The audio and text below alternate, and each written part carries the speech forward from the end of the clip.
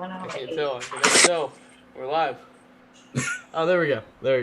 Welcome to the Out of Draft Podcast. This is your full panel, Dylan. And you go ahead and say your names as well. Nick. I'm going to eat all of that. Mitchell. Sorry. Yeah. Welcome, guys. Hope you had a good week. How was it? It's been a good week. Good. Moving forward with my career. So, Yeah, sounds good. Congratulations. Oh, yeah. It's been a pretty good week for me as well. I mean, I really didn't do much besides work, but other than that, yeah. We're here. Same. We can jump right into the 4th of July weekend. Not Daytona, though, but it was Road America. But we can start off with XRX since that wasn't really in the NASCAR scene. Do you want to go ahead and start us off, Mitch? Well, yeah. Did either of you guys happen to see Heat 1 or 2?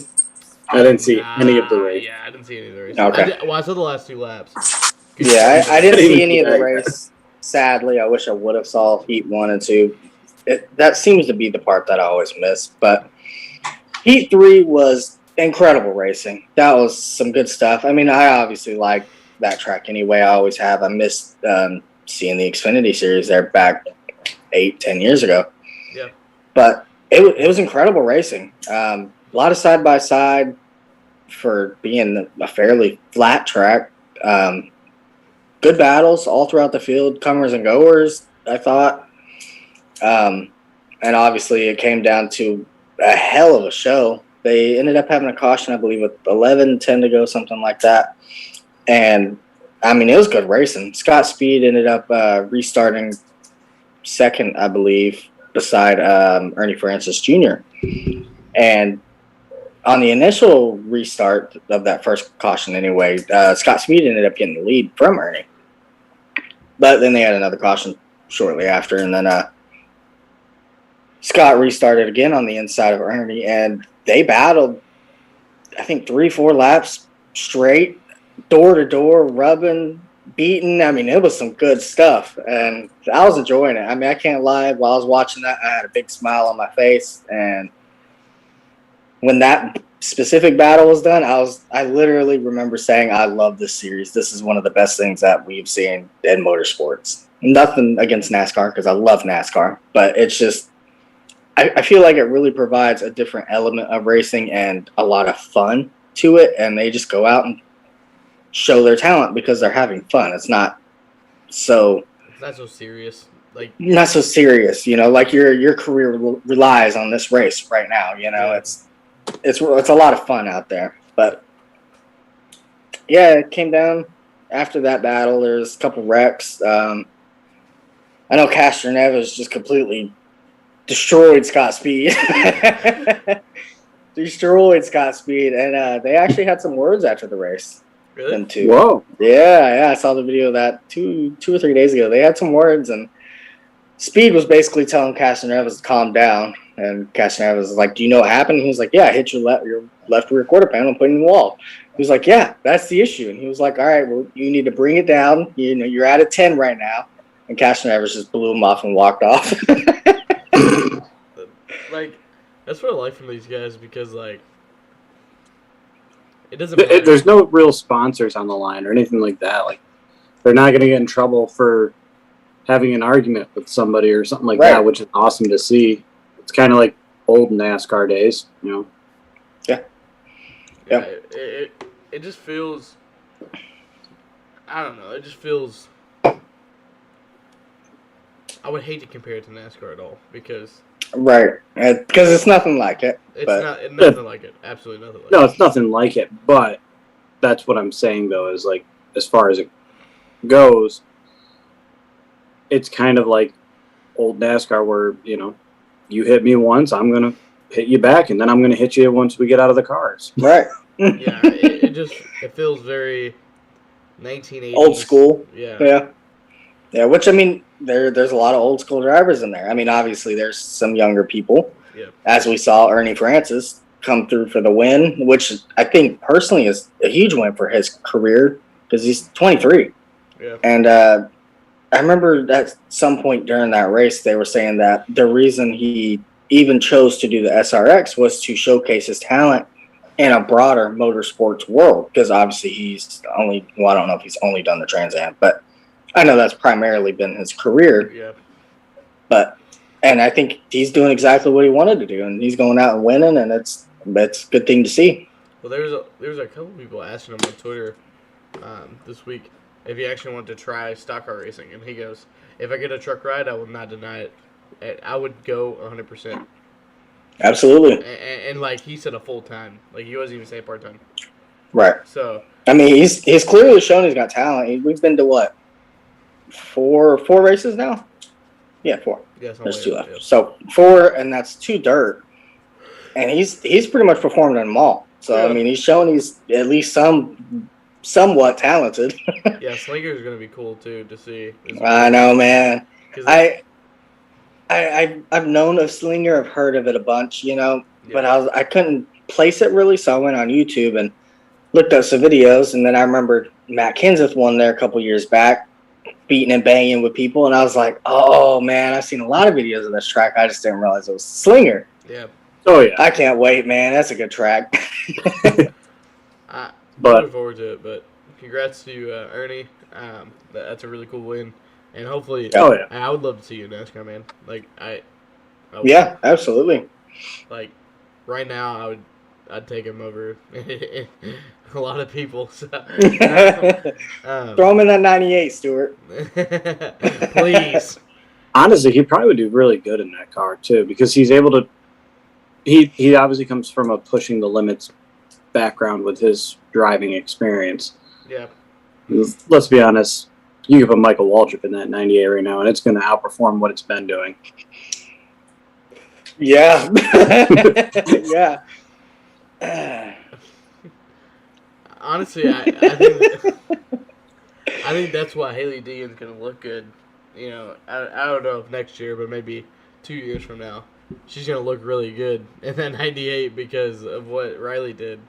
You know, like Oh if yeah. she came after Absolutely. If she came after Briscoe, it would have been like Yeah, especially after Briscoe, because yeah.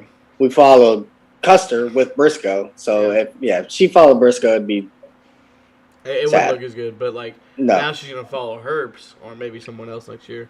I'm not saying she's moving up, but Right. but Time will tell. it would be the best thing for her, honestly. Yeah. Oh yeah. Because I But, do think she has like real stuff, but Yeah. She I has mean, talent, she's clearly talented. She's got what, like 2 or 3 championships in the jumping trucks, rally trucks, right? yeah, for sure. Yeah. And Something like, like that.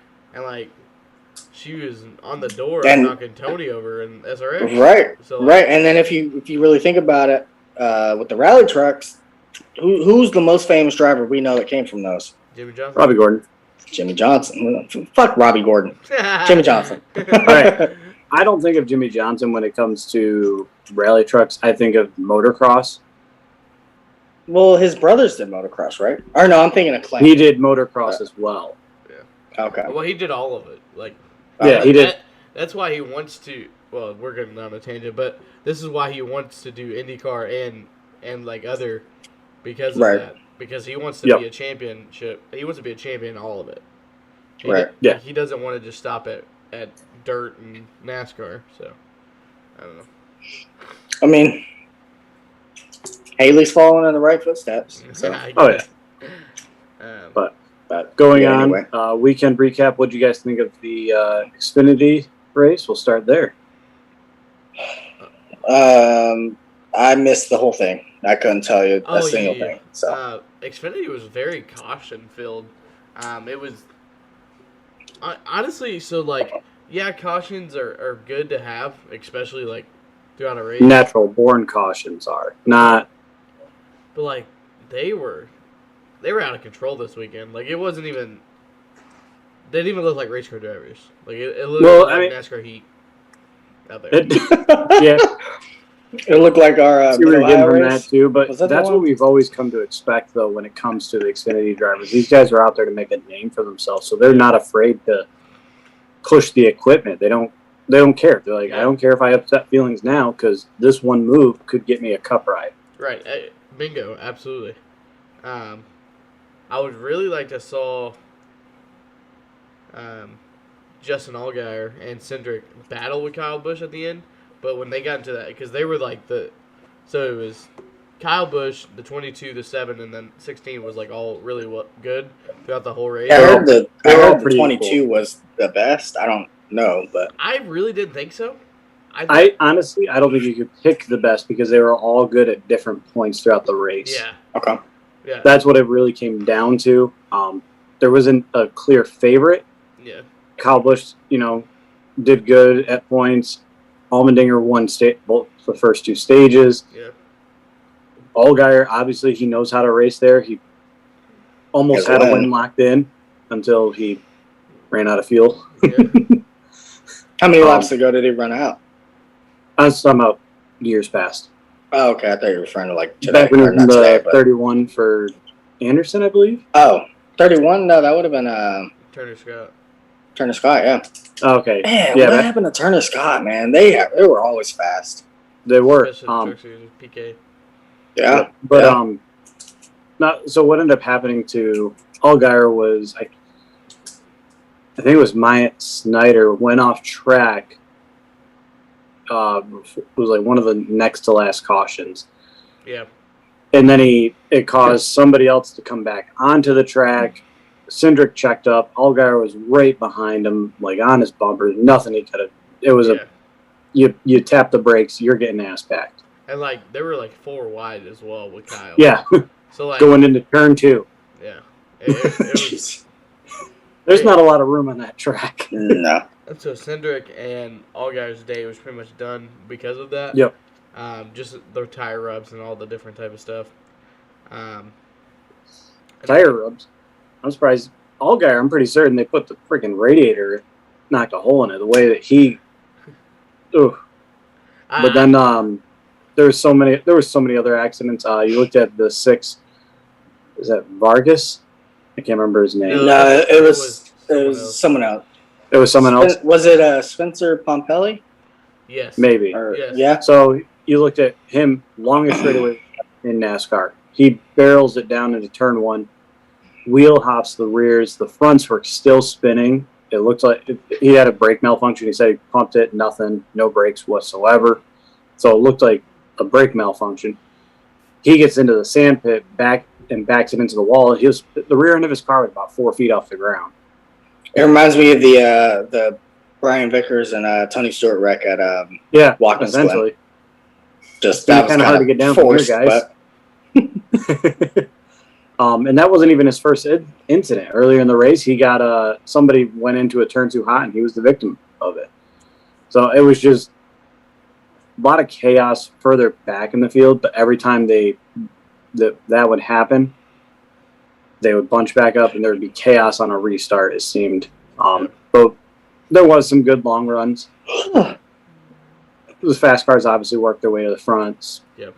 Pretty much how it was. Noah Gragson towards the end, his team played a gamble. They stayed out on the track and with like 7 to go, and that's when the Allgaier and Cindric incident happened. So that there was helping him because he was able to retain the lead without having to hold off and not worry about multiple laps. Mm-hmm. But I think eventually Kyle Busch just did what Kyle Busch does and said, "This is mine. Give me that checker flag, and I'm going to give you a bow." Yep. How did Kevin do? Oh, it was not good. Not good. Just like his cup race, like pretty bad. Yeah. That I have an interesting thing on that. So, but other than that, though, good race. Cool to see Kyle Busch win again. He's got one more race for the year, right? Yeah, this weekend, Atlanta. This weekend. Yep. Okay. It technically could be the last time we see him in an Xfinity car. Yep. Technically. Yeah. That's huge. It's huge. That's the thing too, is he can go. Oh, we'll get into that later. Circle back. So I would rate this race, the Xfinity race, out of 10. I'd rate it like a 4.5, maybe 5. A little average. Xfinity, yeah, it was average. Yeah. I expected it to be better, more drama, I guess you would say, but it was just chaos. It was chaos. It wasn't even I made a move and you didn't expect it, and because of that you got spun out. It was I made a mistake, and now you're going to pay for it, unfortunately. Sorry. And I'm going to ruin my day at the same time. Yep, exactly. But and now we'll move on to Sunday. By the way, congrats to Cowboys. Sorry, I didn't say that. But Yeah. we'll move on to Sunday. we're going to start with. Oh, sorry. I was going to say we should start with qualifying. I was literally about to say that. So perfect. Great minds are alike. So qualifying was such a big issue. Actually, Sunday was probably the most news part of the weekend that happened. We had qualifying because it was a brand new track. Because only a few more races left with practice and qualifying. But they so weird thing happened. So on road courses they do group qualifying or time qualifying or whatever it's called. Stage qualifying essentially. Yeah. So the first round would be 15 minutes. The second round would be 5. The top 12 from the first round advance go for the pole. Yep. So stage. So what was going on was, so they were throwing cautions out during qualifying, and it would make everyone come back in, so on and so forth, because there was a lot of accidents. My biggest concern... NASCAR messed up. NASCAR messed up really bad, especially for Chase Briscoe. Yes, he got a good finish this weekend, but we'll get to that later. But Chase Briscoe got screwed. Twice. He was out there on the track putting down his qualifying lap. Caution came out. Lap is null void. And it wasn't even like the caution was ahead of him. The caution was way behind him both times. He could have finished his lap still and not have and it would have been fine. Right. Yep. Same thing happened to Chase Elliott. Yep. But I'm upset with NASCAR's decisions to throw the cautions. But at the same time, drivers had 15 minutes to get out there and get a lap. But it wasn't like those drivers that didn't get a lap. It's not like they didn't try before, right? Right. They just got caught by the yellows. Yeah, it was just a... Well, I know Chase made one attempt, and that was towards the end. No, he made two. He made two. Yeah, he made two? Okay. Yeah, he got caught on both the cautions. Yeah. But he was on his hot laps for both. I feel like they should have done... Sorry. But Chase Briscoe was on his timed lap for both. So that was the difference on where the cautions fell. Right. And then when we threw the caution, there was only a certain amount of time left for qualifying, and Chase... It was like a minute 50. Yeah, a minute 50. I think it was a minute 48, I believe. Yeah, something like that. Yeah, I mean, right there, but yeah. It takes... I think the fastest time was, 2:12? Yeah. Yep. Which they did make the decision to go to the alternate finish line for that reason. Yeah. But he was still 8 seconds short. So it was impossible. Yeah, it is what it is, but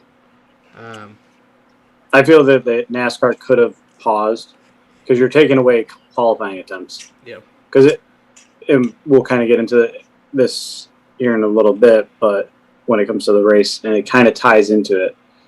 But yeah, NASCAR messed up qualifying. If you want to do it like Formula One does, send 5 cars out there. You do your lap. Those 5 cars do their lap. And then the next 5 go, and then the next 5 go. Don't do this. Everybody, 40 cars. Yeah, I completely agree. Because that's how we used to do road courses. Remember, they would send one out and then wait 10 seconds. Let the other guy go, wait 10 seconds. Let the other guy go, wait 10 seconds, or whatever that would look like. So there's no way that you're catching anyone, so no one's gonna obstruct your lap. Well, I think what they use, I remember the way they used to do it. So you would go out on your hot lap, and as soon as you came and took the green flag, when you passed exit of pit road, they were sending the other car out. The next car would go. Yeah. Because then you're way faster than that person. It gives TV time to watch that person taking their lap, and it gives that other person the ability to not have to, worry about, oh, he wrecked. Well, I'm not on my qualifying lap yet, so I can just park right here and wait until that, car is taken off the track. Yeah, we definitely did a new system, especially with the next gen coming. Yep. Because, we're not going to know what's going to happen with the vehicle. Literally, we can have a bunch of issues with wiring when we first get out on a road course. And 3 cars stall within the qualifying time, right? And then it ruins a lot of people's laps. So we just need to find a better way. I think. Yep. I like this. I like single car qualifying. I think it's I the agree. easiest way because one car's on the track. You're not going to worry about catching a slower car and they're on their hot lap. Yeah. Well, I think if you let 4 go on a road course at a time is fine. Just like the Yeah, especially a road course that big too. That's That massive. big, yes. But like places like Watkins Glen, Sonoma, I mean, you can do 2. you can catch somebody really quick if they're in a Rick Ware equipment and you're in a Penske equipment. Well, I think they would level out the playing field. They wouldn't. Right, they wouldn't send a Rick Ware car and then have Chase follow him. Like, Right. Well, actually, no, they probably would. Like, I would. If it's okay, this is how NASCAR likes to screw people. If it's anybody, I don't know how to put this. NASCAR just loves to make drama. That's all I have to say. And That's what it is. it's just for entertainment. I Yeah, get Well, it. drama, I say it's entertainment purpose. This is an entertainment sport, I mean, but it is what it is. it is what it is. But William Byron got the pole next to Kyle Larson. Chevy obviously dominated the weekend with sprinkling a Toyota here and there.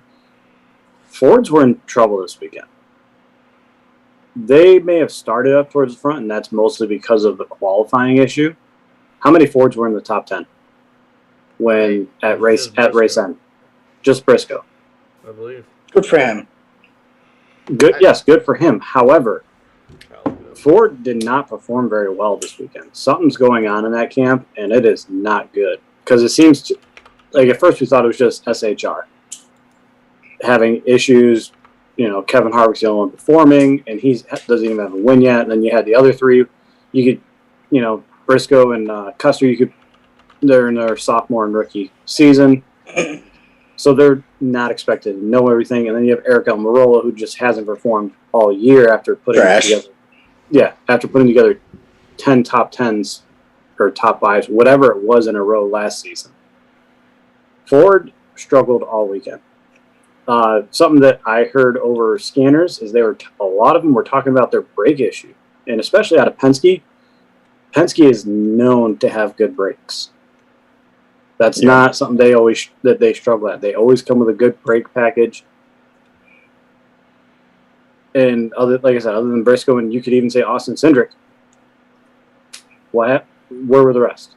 Well, Matty D really surprised me this weekend. Well, yeah, I forgot about Matty D. Yeah. Because okay, so it was Briscoe that was 6, and then Matty D 10. That's what made me think about it. Dude, he was quick. Like, he was battling Cindric, like swapping the lead back and forth. Stage 2 was the best road course racing I've seen in a long time. Like, Yep. It reminded me of. I'm glad that's the only real part that I even saw. Yeah, like, It reminded me of Watkins Glen back when Keselowski, Ambrose, and Busch were racing. 2 years in a row. Yeah. It literally felt like it just felt really nice to see, like, people battling, especially not the normal people up front. Obviously, so not even in the Cup Series, but it was just cool to see. And then honestly, I thought Matty D had the better car, even after the issue with Cindric. Ended up being a 1-gear ratio thing. I forgot what it was called, but something busted it. I think one of the wheels they were spinning, but it wasn't gripping. I'm guessing teeth were ripped off. That basically just ruined his day. Like you're not gonna fix that and go back out on the track, especially on a limited schedule like that. Yeah, it was just they just need to see what was the problem, fix it with the solution for never having that again for the next time. Yep. Well, Cindric was quick. I would love to see the 33 versus the 9 at the end of the race too. Can we throw the 19 in there? Like 19 in his prime. In his prime. Like, not at Road America? Yeah. Like, at Road America, he sucked. Like, he was bad.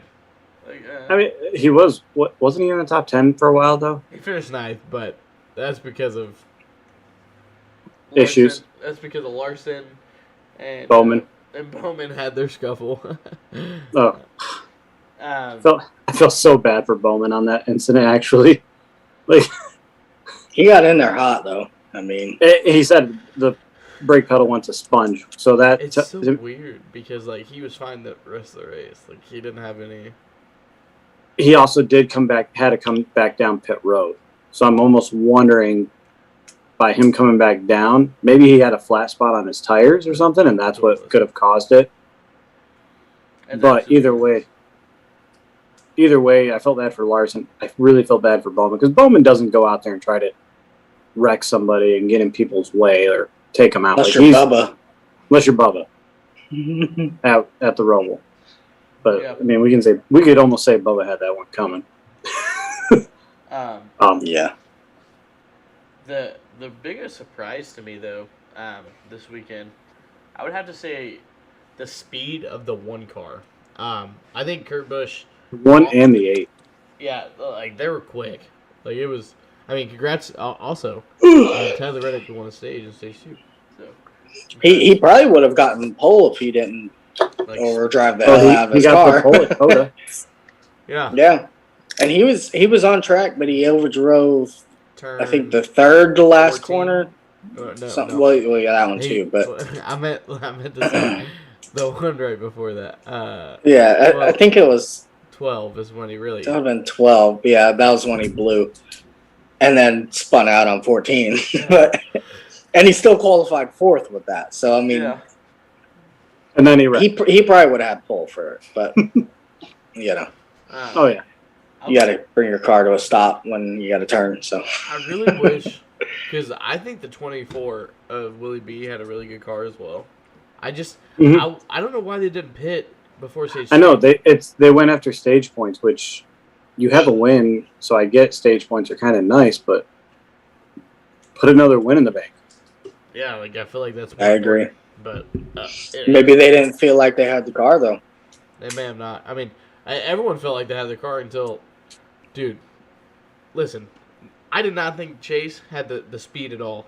Let's even talk about that. Like, confusing to me when he took the lead. It was over. Like, I could see his like pace.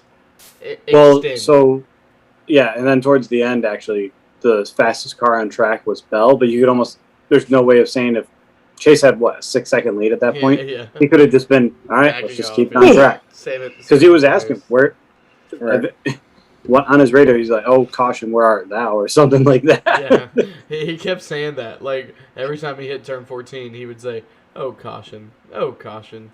Like, he was just making jokes. Like it seems like that's his luck, though. Anytime he's leading late in a race, oh, yeah. put it out. 4.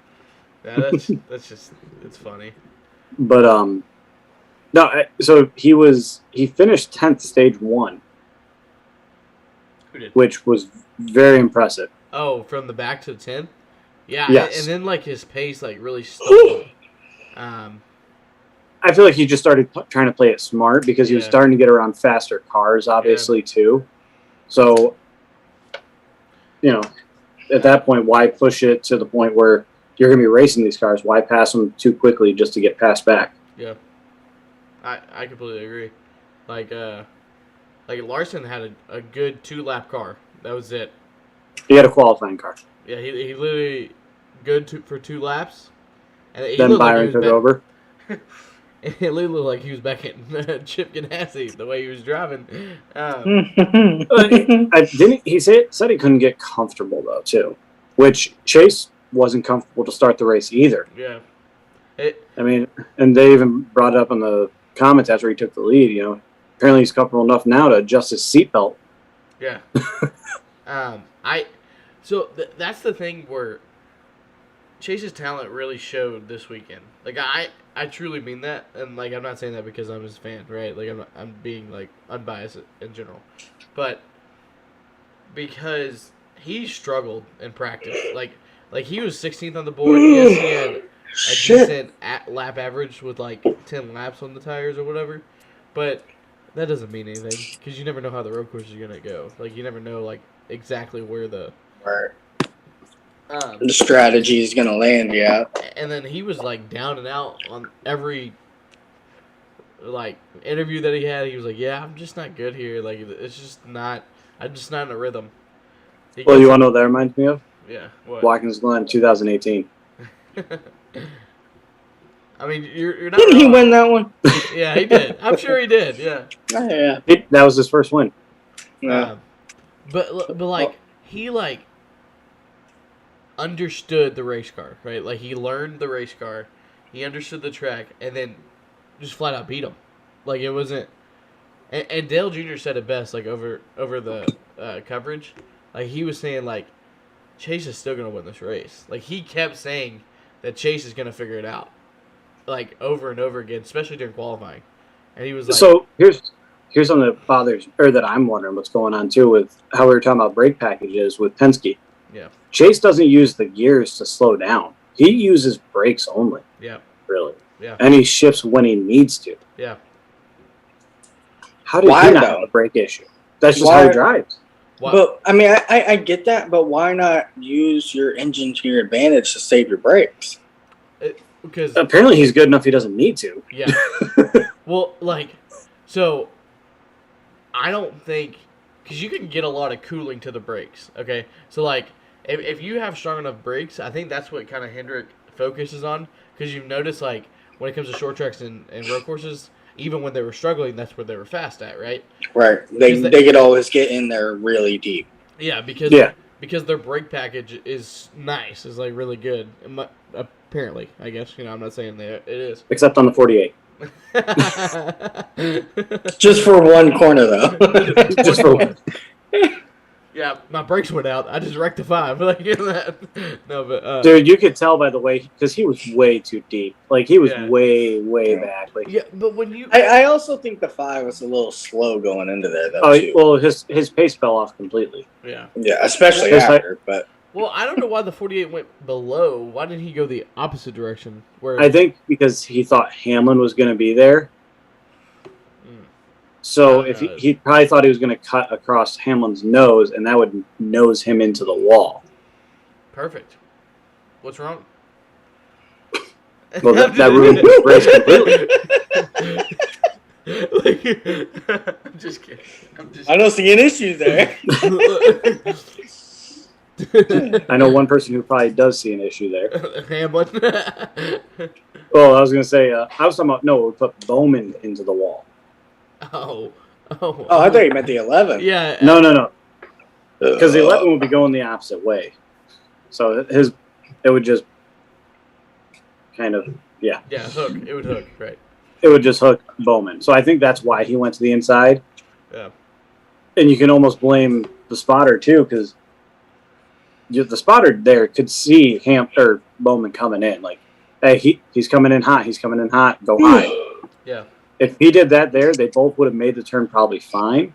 Maybe a little contact, but they would have kept going straight. Larson would have been fine. But back to Chase with his brakes. Hendricks has been better on road courses and short tracks. They seem to have a good brake package there. I mean, you look at Elliott last year and Bowman at Martinsville, the second round.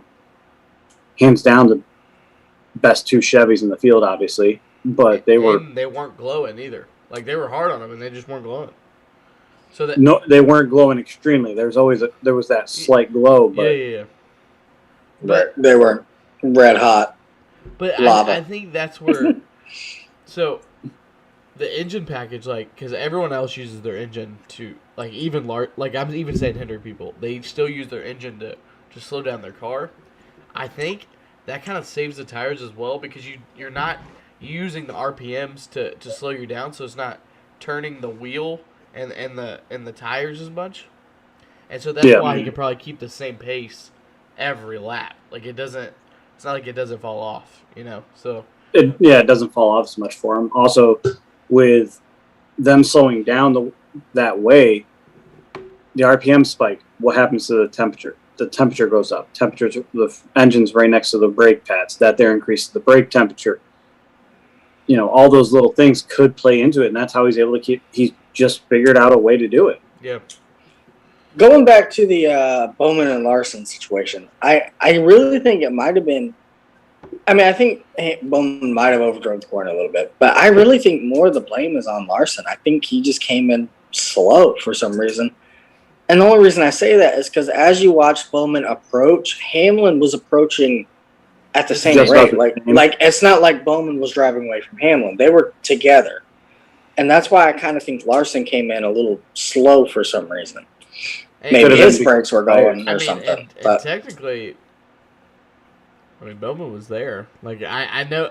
yeah, absolutely. I mean, technically, Larson should have gave him the lane. yeah.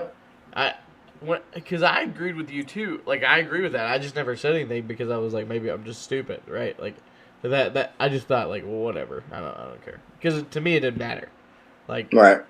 I just think because they weren't mad at each other. It was kind of like a. It was. Just, It happens. It just happens, right? And so like, I don't know. I just Not to mention they both have 7 wins combined yeah throughout for the year. for the year.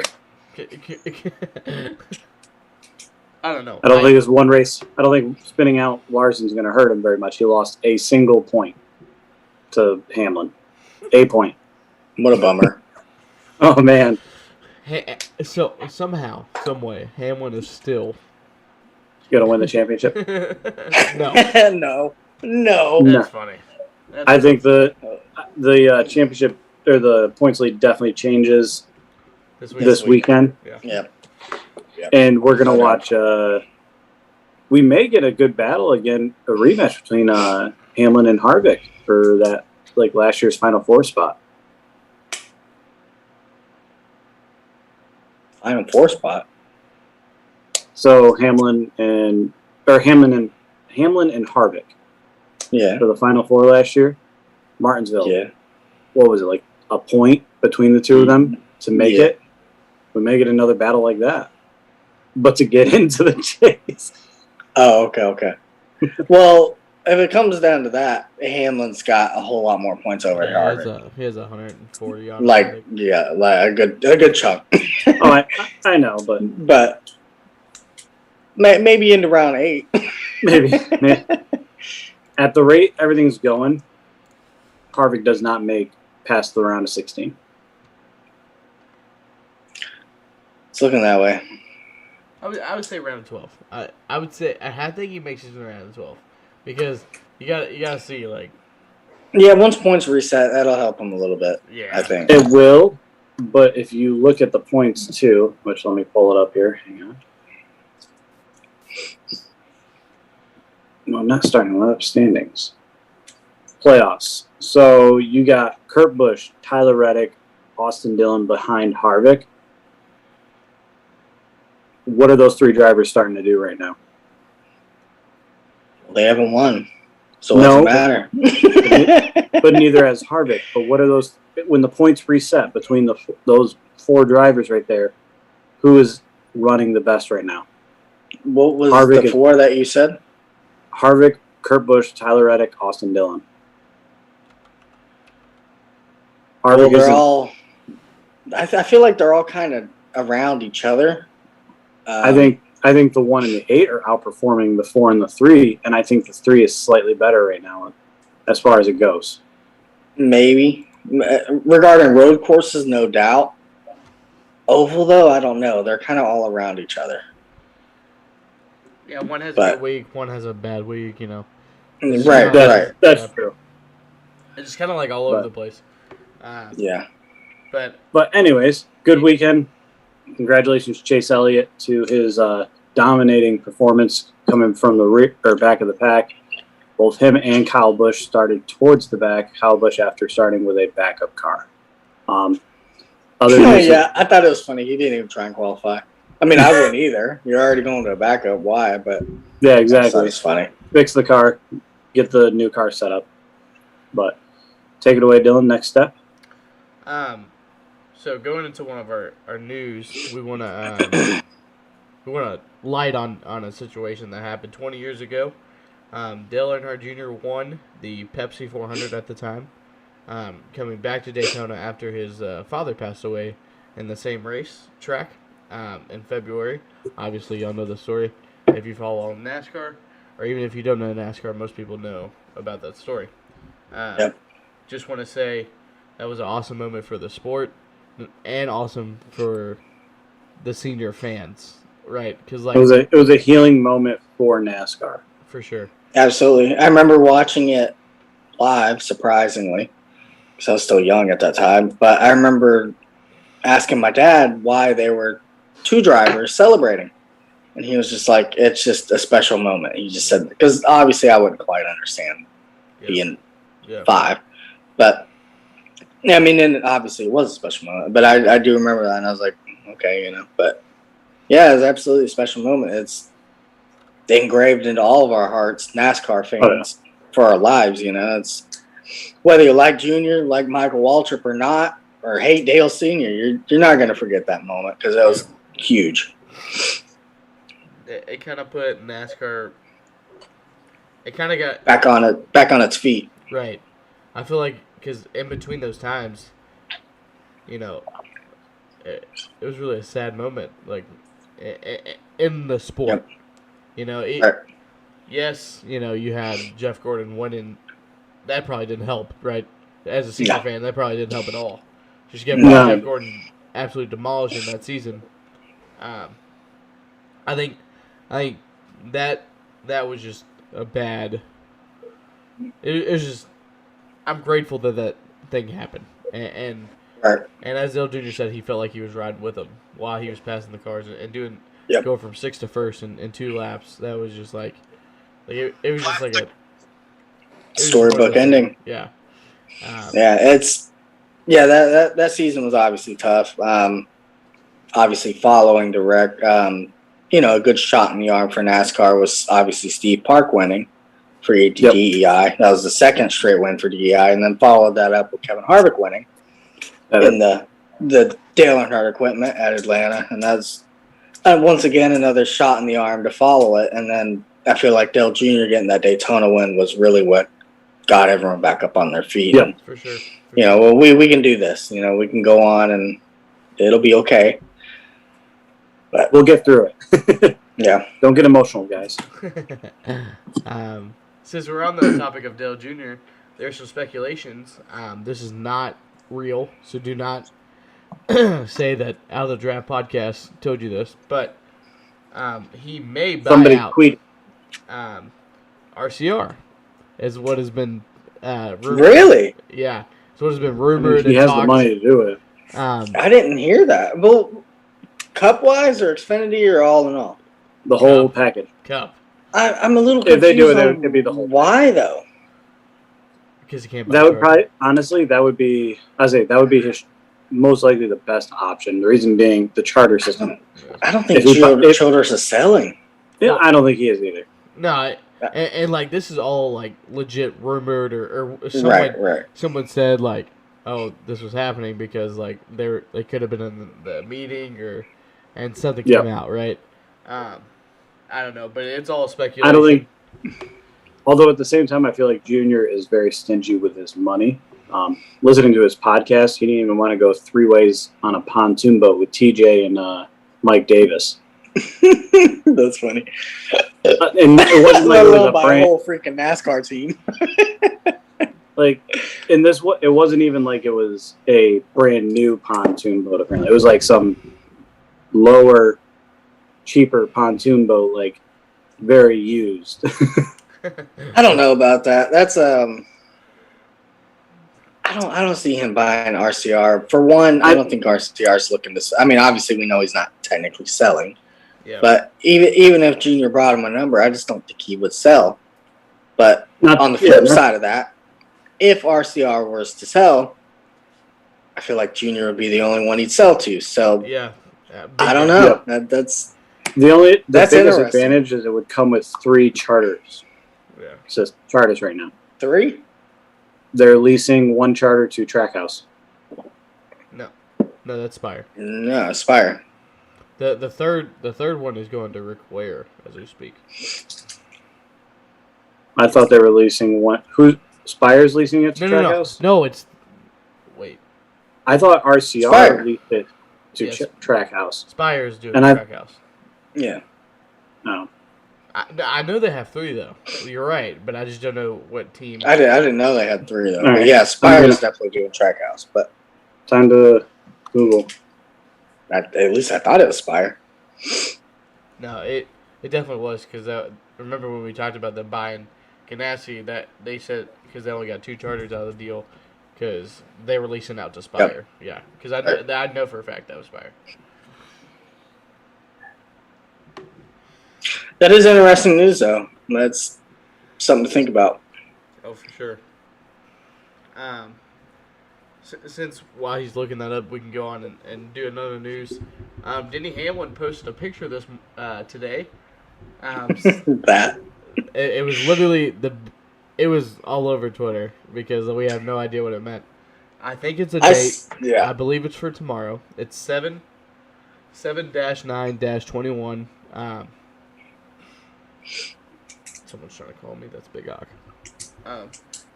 And a lot of people were saying -23, like they were trying to add it up. It was a lot of funny things going around, but yeah, I think something's crazy going to happen tomorrow. They may announce a second vehicle for 2311. I think that's what it's going to be. Or it could be Denny Hamlin coming to retirement. I'm just joking. I'm joking. But I'm retiring. I can't win, so what am I here for? But it could also tie in to Post Malone's new video. Slash song. He did a NASCAR video with 2311 with Bubba Wallace and Denny Hamlin as well, and they were driving on the track. Like, it was really cool to see. Yeah, I had nothing to do with NASCAR, so everything you look at it was not NASCAR related, but it was on the track with NASCARs, and then it was just really cool to see. I mean, that's not someone you would think that would do a NASCAR related song, right? Right, and that's going to be good for our sport as well, because I mean, obviously we know we've been somewhat branching out to other sports and stuff, and getting other football players, spokesmen, and stuff like that, and that's just adding more people to it. We're bringing now the music industry a little more toward the rap side, obviously. Yeah. Getting them people to look at NASCAR a little more, and these are all positive things that are going on. So absolutely. It sucks it's got to be Hamlin in it, but, it's good for the sport. but what's crazy about it, so, like, even that, after, like, because he tweeted the Molly Crew, the pre-video or whatever. Someone, excuse me, sorry. I apologize. Someone tweeted under that was like NASCAR game where y'all at, and that has over 5,000 likes. So that shows that like 5,000 people either from the NASCAR community or that's a fan of Post Malone actually knows what NASCAR is. So that's good. I'm glad to see that. Out of how many retweets is it? 5,000. He has 6,000 retweets as himself. And then 32,000. Oh, you guys are right, by the way. Spire is renting it to Trackhouse. So now Trackhouse, they'll use Trackhouse with their 2 new charters they're going to obtain from the Ganassi deal. Yep. Which leaves Spire Motorsports still has 3 charters then. Yeah. And they're only using 2. I hate Spire. Spire, aren't they?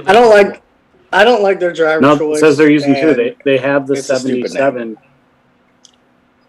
Aren't they going to lease one to Colleague? Probably. I think that's probably where it's going to come from, is they're going to lease to Colleague. Yeah. But they have 3, the 7 and 77. Which I'm surprised you put a charter on the 77, being that it's not a full-time ride. They run every week. Well, like a full-time driver. I think that's what he's meaning.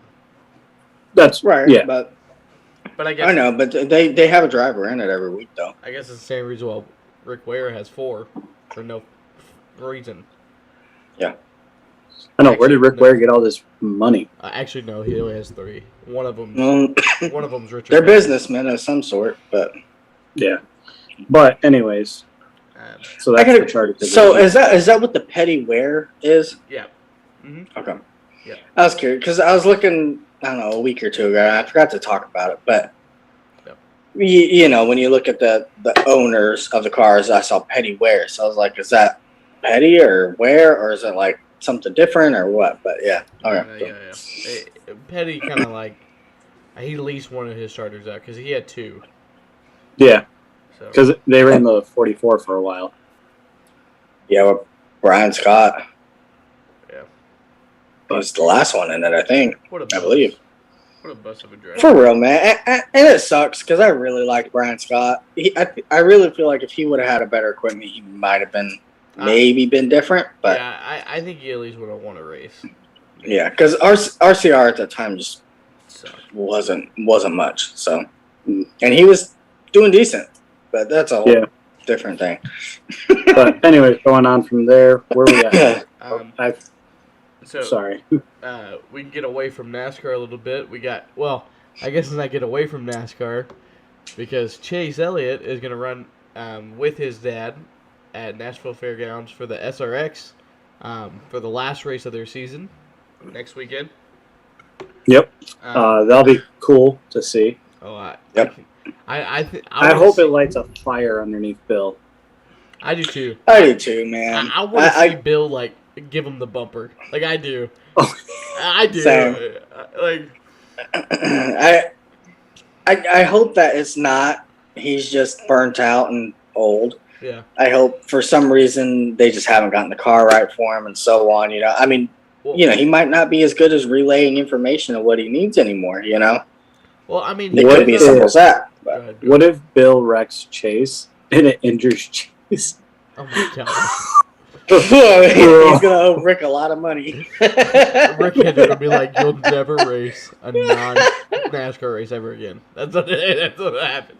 He'll be like, right? "You, Larson, you're done."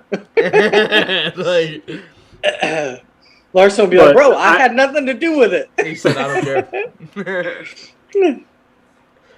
No driver races another series, which that kind of ties into what Hendrick has been allowed. He has been very supportive of Larson racing and all these things, and we know from Rick's past, he does not like drivers going into other series. Look at what happened before Larson. Last time that somebody did that was Casey Kane, and he broke his hand.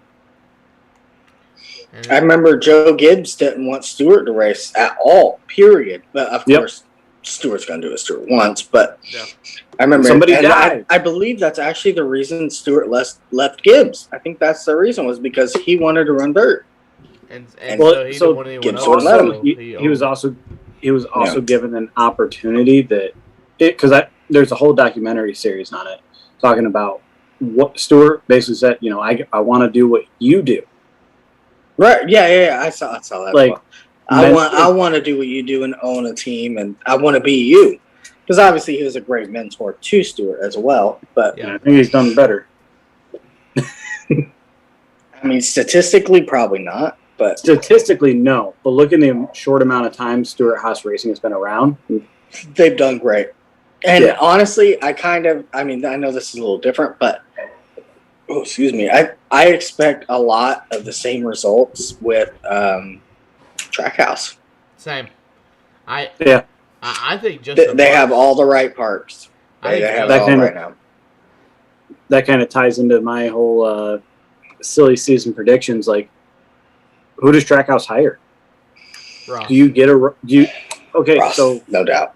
I was all for Ross, but if Daniel Suarez is your long-term goal, that he is the future, do you put a driver with less experience in the Cup level with him, or do you put somebody more experienced like Kurt Busch, Brian Newman? I think whether we'll come back to what you were going to say, Dylan, but I know you're going to say something about Justin Marks. But I think whether or not they want Chastain, I think they're going to take him because they know he's talented. Yeah. You know what I mean? They're not going to turn him down, especially buying the team.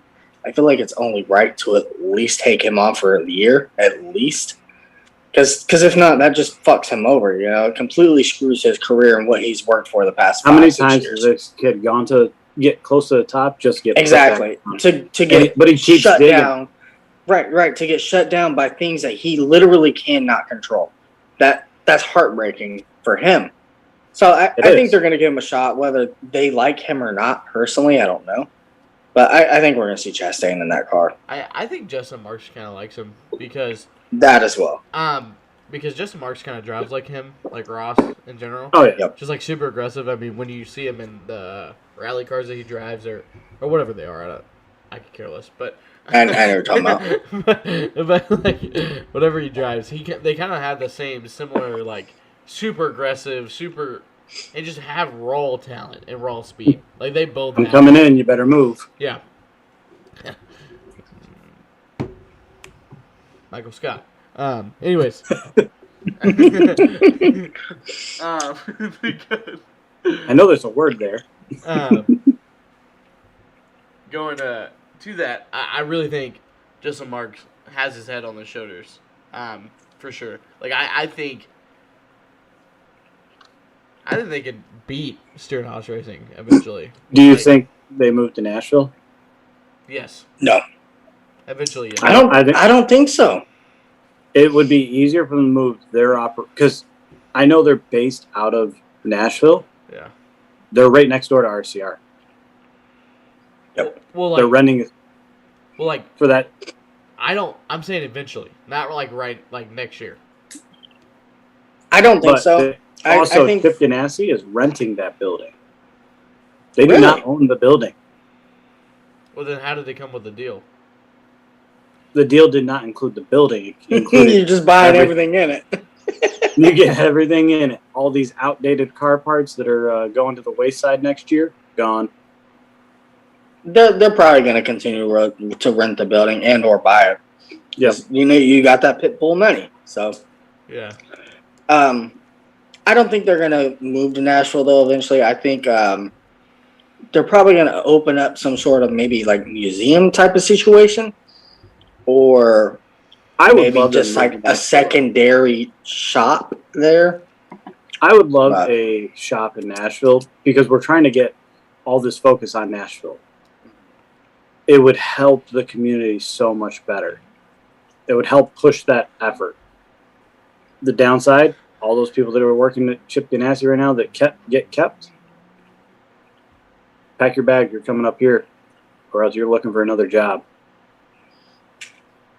I feel like money talks. So when it comes to that, I feel like a lot of them. I mean, I don't know what a pit crew or crew chief guy is paid. Couldn't tell you, but yeah, I'm sure they're making good money, and I'm sure it's worth it to move to Nashville. You know, I mean, I'm sure they're making pretty decent money.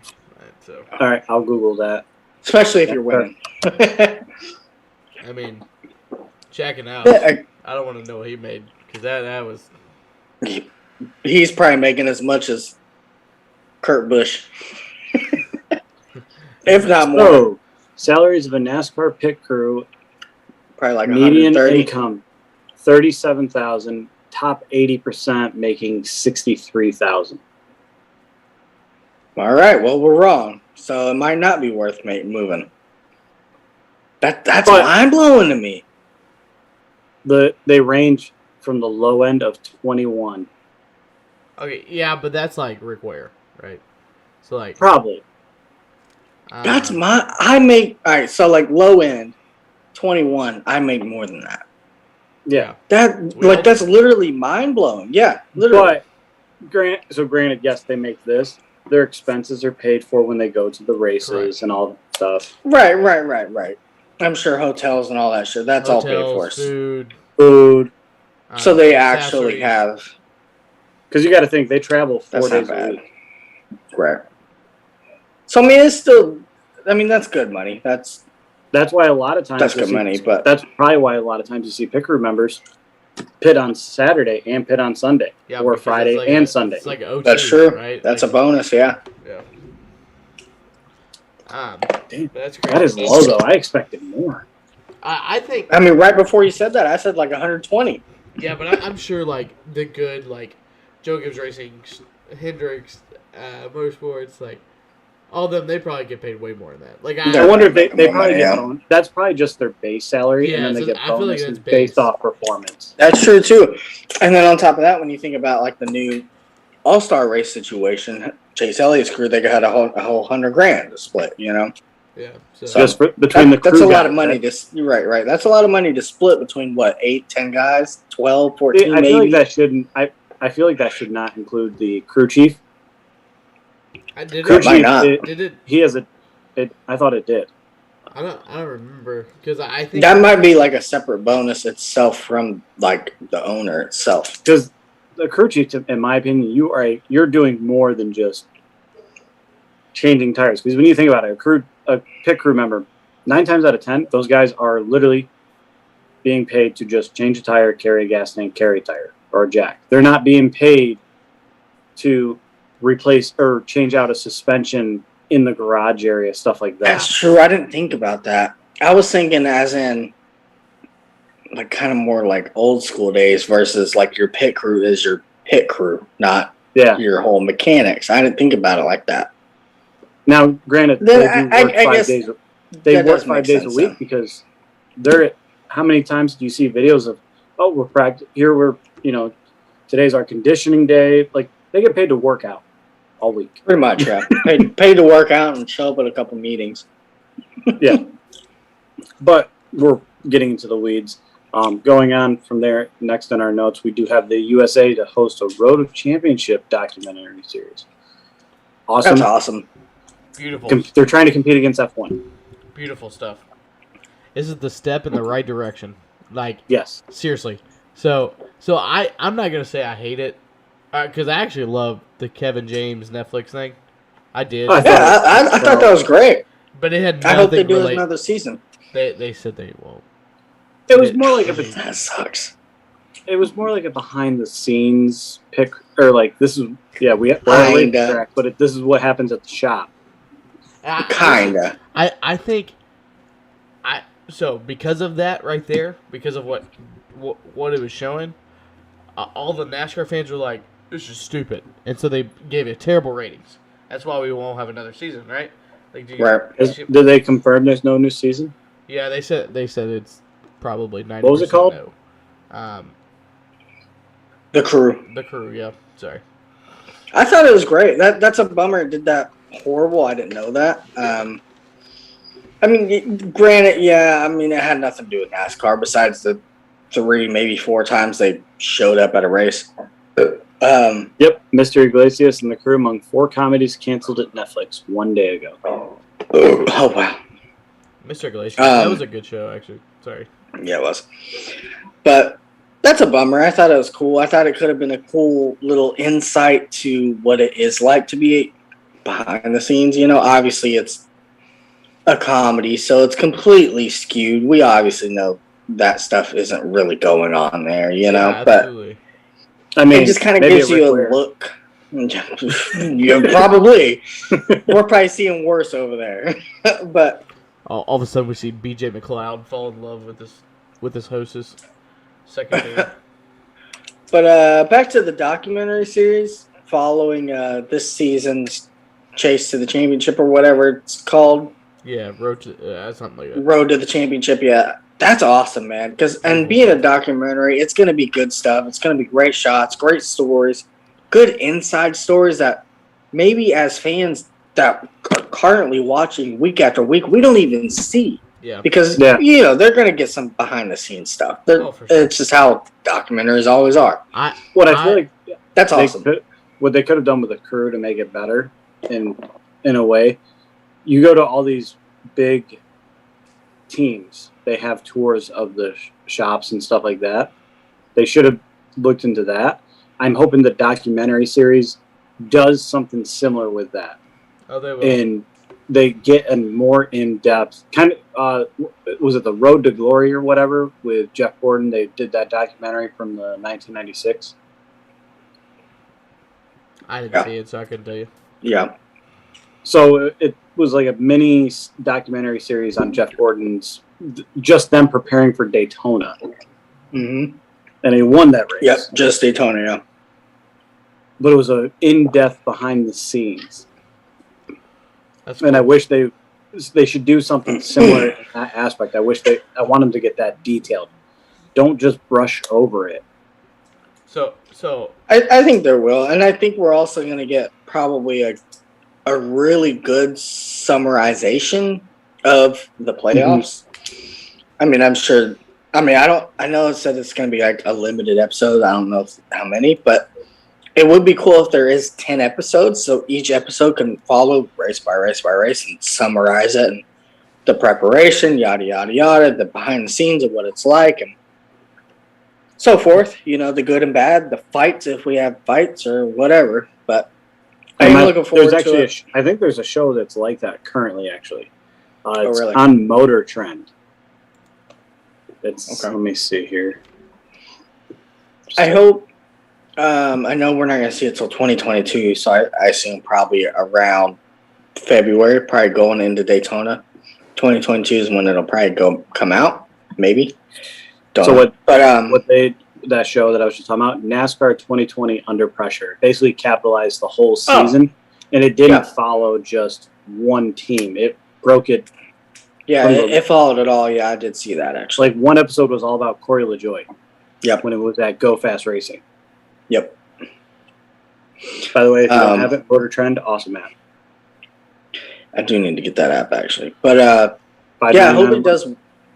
What? $5.99 a month. $5.99. I'm good. No, but well, you know, I'm going into a new job, so I got a lot of things that are going to be different. Oh yeah. But anyway, I do hope it does well next year, and I hope we could see that continue year after year. You know, road to the championship, what it was like this year, and so forth. You know, that'd be cool. I almost wish they don't air it though during the NASCAR season. We have how many weeks do we have off? 14. Total of 2 months. It's like 2.5 months. Yeah, it's more than 2 months. It'll probably be 10.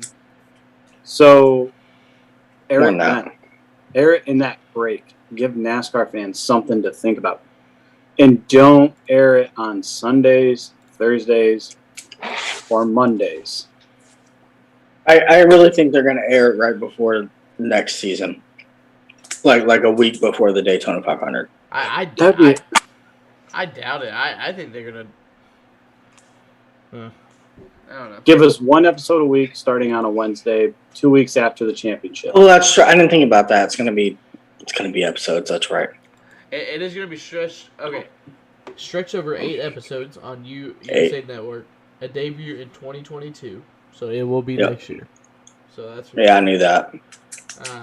Damn, I was kind of hoping they would do it after, because I could see it doing really well in the off season. It'll probably be like a Tuesday night at like 9 p.m. That's probably what it'll be like. But still. Because it's not going to be Monday because they do a lot of people wrestling. A lot of TV services now have on demand. That would probably be one of those things that would go to on demand so that you could watch it at any time. A lot of people don't care, or a lot of TV shows now don't care what night they're playing. They just don't want to play on Sunday Night Football or right after. They want to play it throughout the week.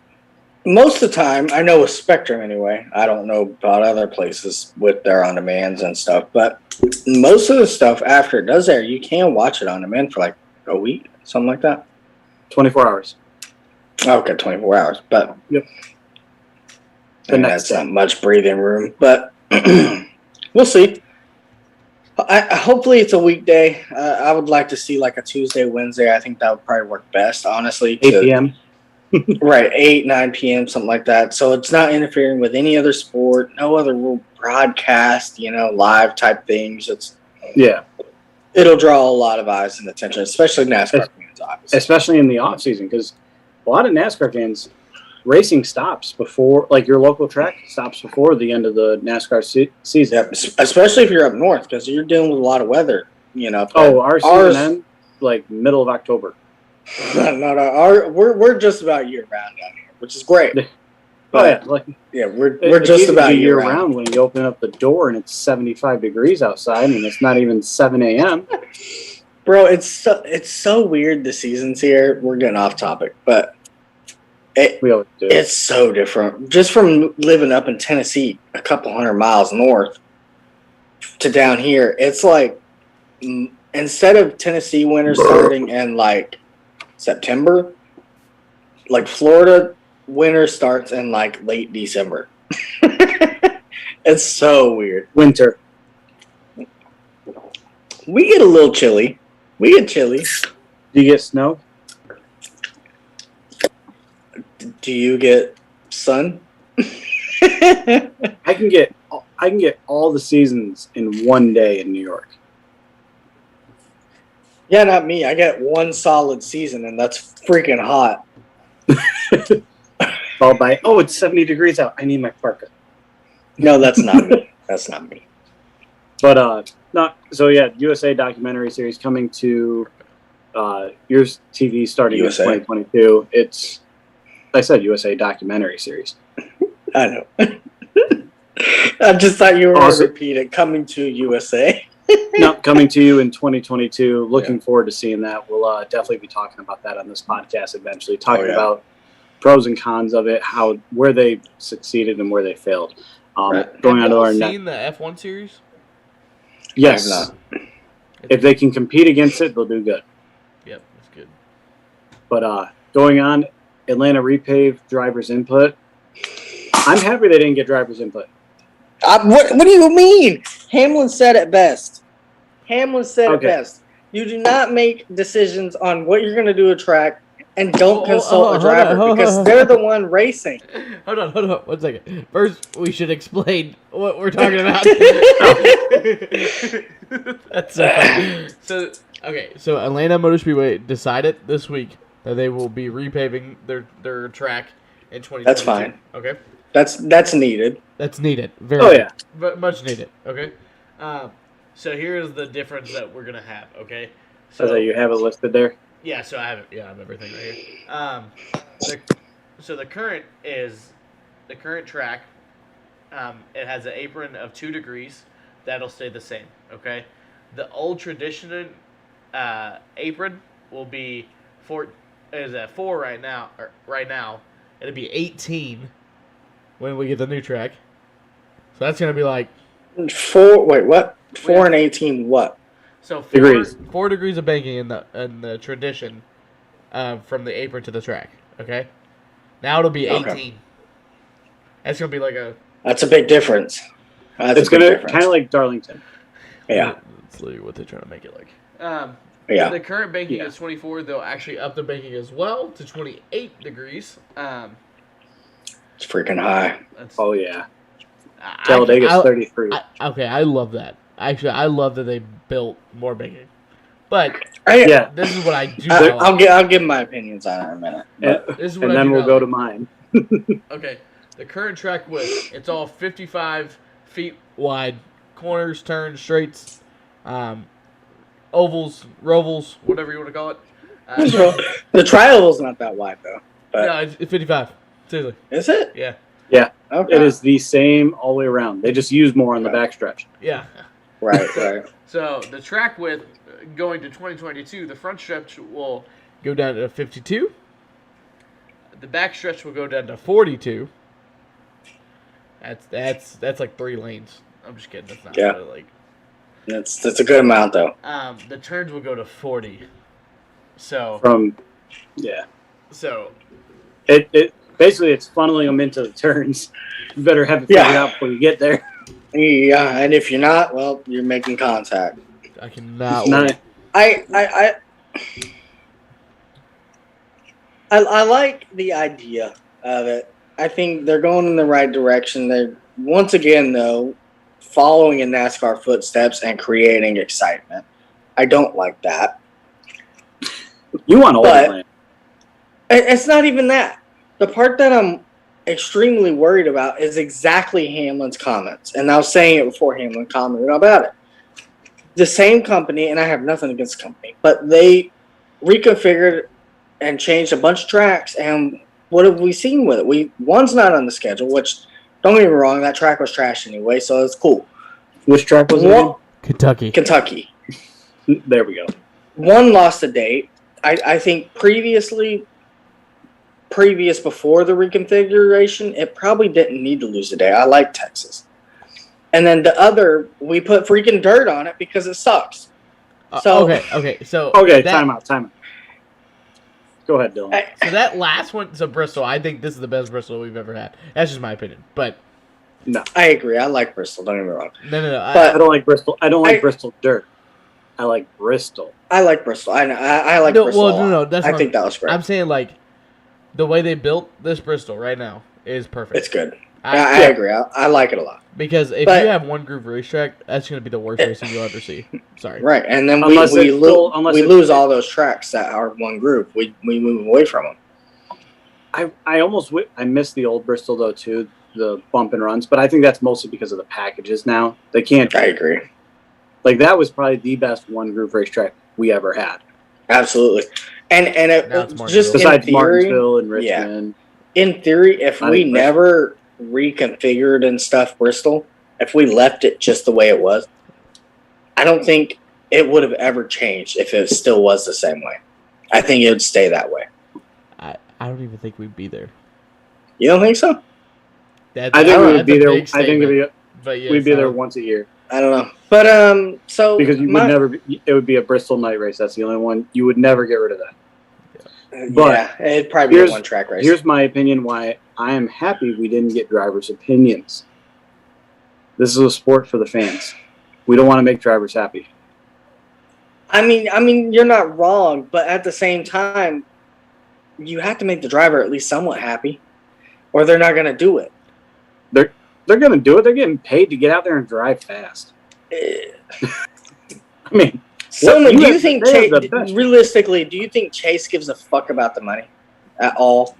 No. He don't care. Nope. He can care less about the check. bro, that He's guy there has more because money. that guy has his more blood. money than most of those people in the I sport agree. already. That man is rich already, and he's, what, 24? That man was rich before he even started racing. You're right. But it's not about the money. It's about the sport and what you love and grew up. So- It's the blood. Obviously, I mean, I think Dale Jr. as like a 6-year-old said it best, racing, it's in my blood. And I mean, I see that commercial all the time, that clip of it. It literally says it's in my blood. He's like The a 6-year-old. A The biggest thing I'm 6-year-old, worried bro. about right now, about the way that they're doing this, I feel it's going to turn into like a homestead, the way it's going to run. Which I am fine with that.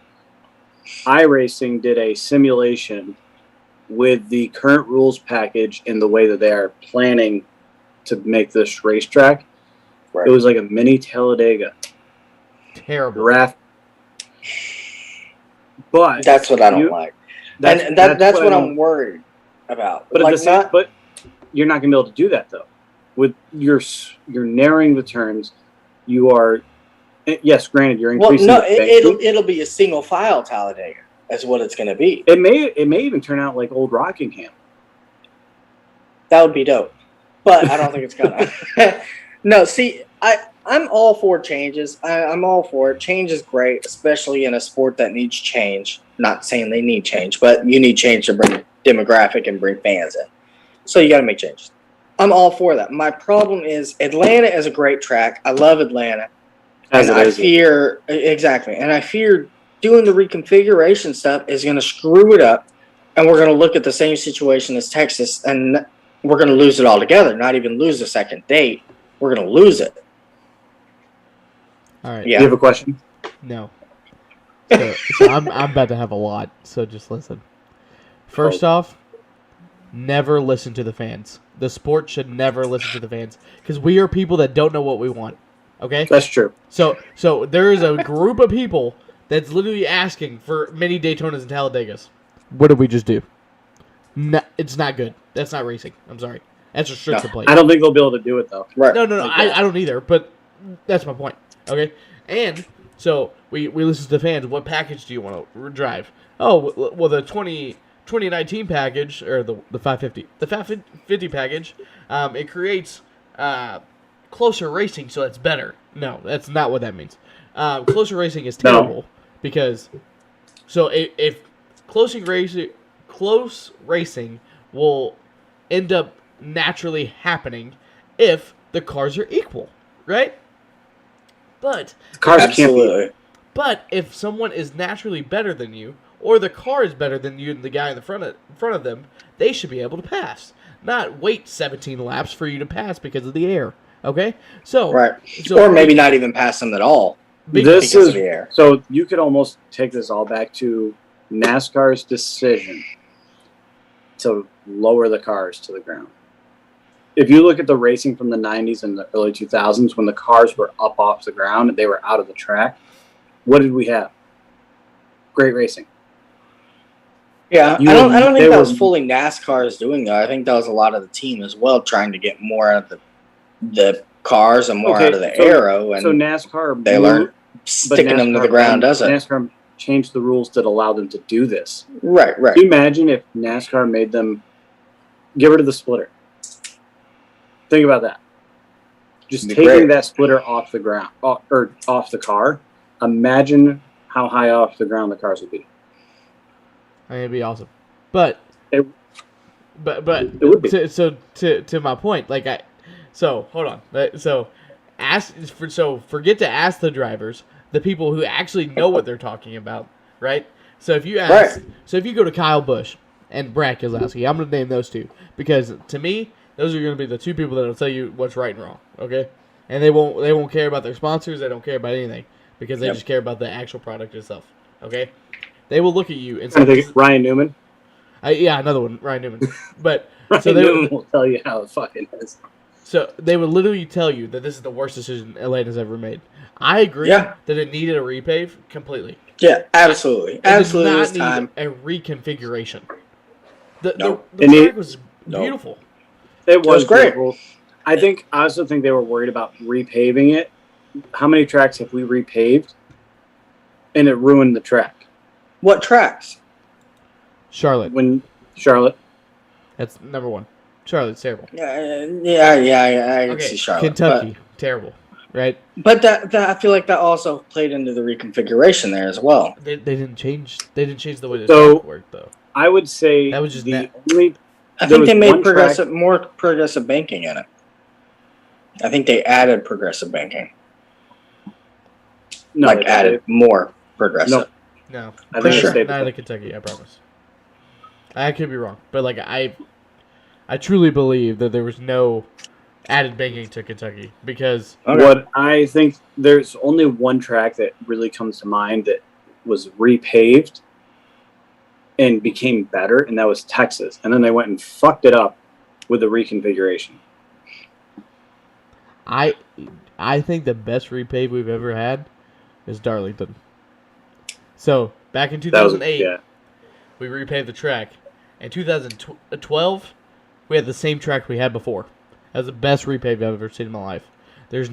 So we should stick with that asphalt. We should not go to the asphalt that holds the grip in. We do not want that. We want less grip in the track, right? We want the drivers to actually drive the race car and Are you get. saying that as a fan? Yes. Yes. I thought you shouldn't listen to fans. Well, I'm saying that as a driver perspective. Like, but yes, correct. Don't listen to me. Go talk to Kyle Busch, please. Like, don't listen to me. Don't listen to me at all.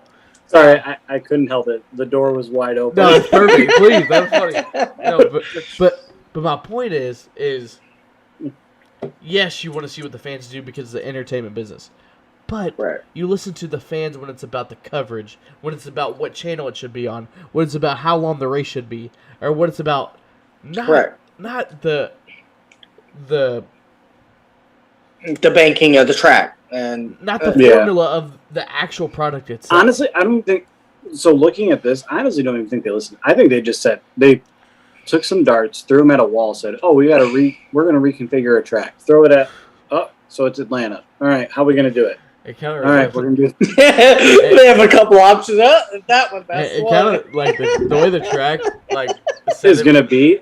It kind of That's reminds the me way it of, went. It kind of reminds me of like a bigger Slinger that we're about to see because Slinger is just like that. It's like the banking's weird, like straight up, like I don't Way know. up, yeah. Maybe we could see But- short track racing on a mountain. I'm say for all we know, this may be one of the best. This may become the best track. Right. I mean, hope. right. I hope too, because if it's not, I feel like we're I going to think lose I think it and that's realistically. going to suck. I think it realistically will depend on the engine package. Yeah, that as well. If they go with the 550, I don't care what track you're on. The 550 sucks, except for road courses. I will say that because you actually have to brake at road courses. I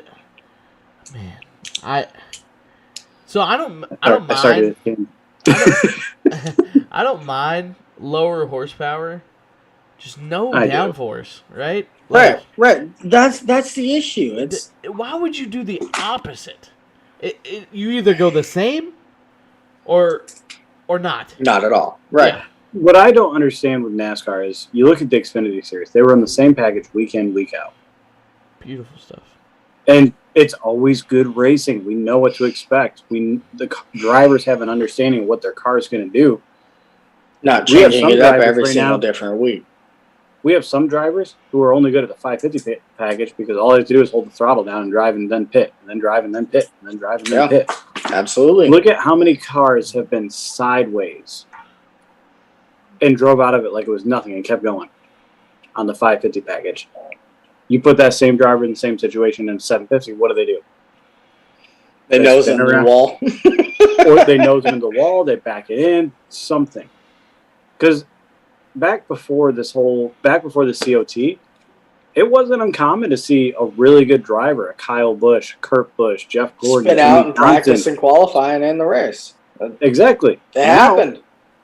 Now it doesn't happen. Like Clint Boyer said on Dudgener's podcast, we need these cars to wreck. Like seriously, and not because Rex does not create great racing. I would never say that. No. But the cars are they're easier to drive. And that's what creates terrible racing, right? So if you cannot for instance, I feel like I can get in a Cup car right now and go win a race. Because I truly believe like those cars are that easy to drive. I'm not even. If what can you win the race if Kyle Larson's there? Yeah. Yeah, I'll just wreck him. No big deal. Oh, okay. Okay, Alex. Sorry, Larson. Dude, I mean. But the cars are easier to drive, and this all goes back to what I was saying earlier. Get them off the ground. Get them. Yep. They're all in the track. If you get them out of the track, granted, they're fast. That's awesome. I want to see a driver. Speed isn't all that. Yeah, speed is cool. Hearing the loud engines is cool, but exactly, it means nothing when it comes to the race product itself.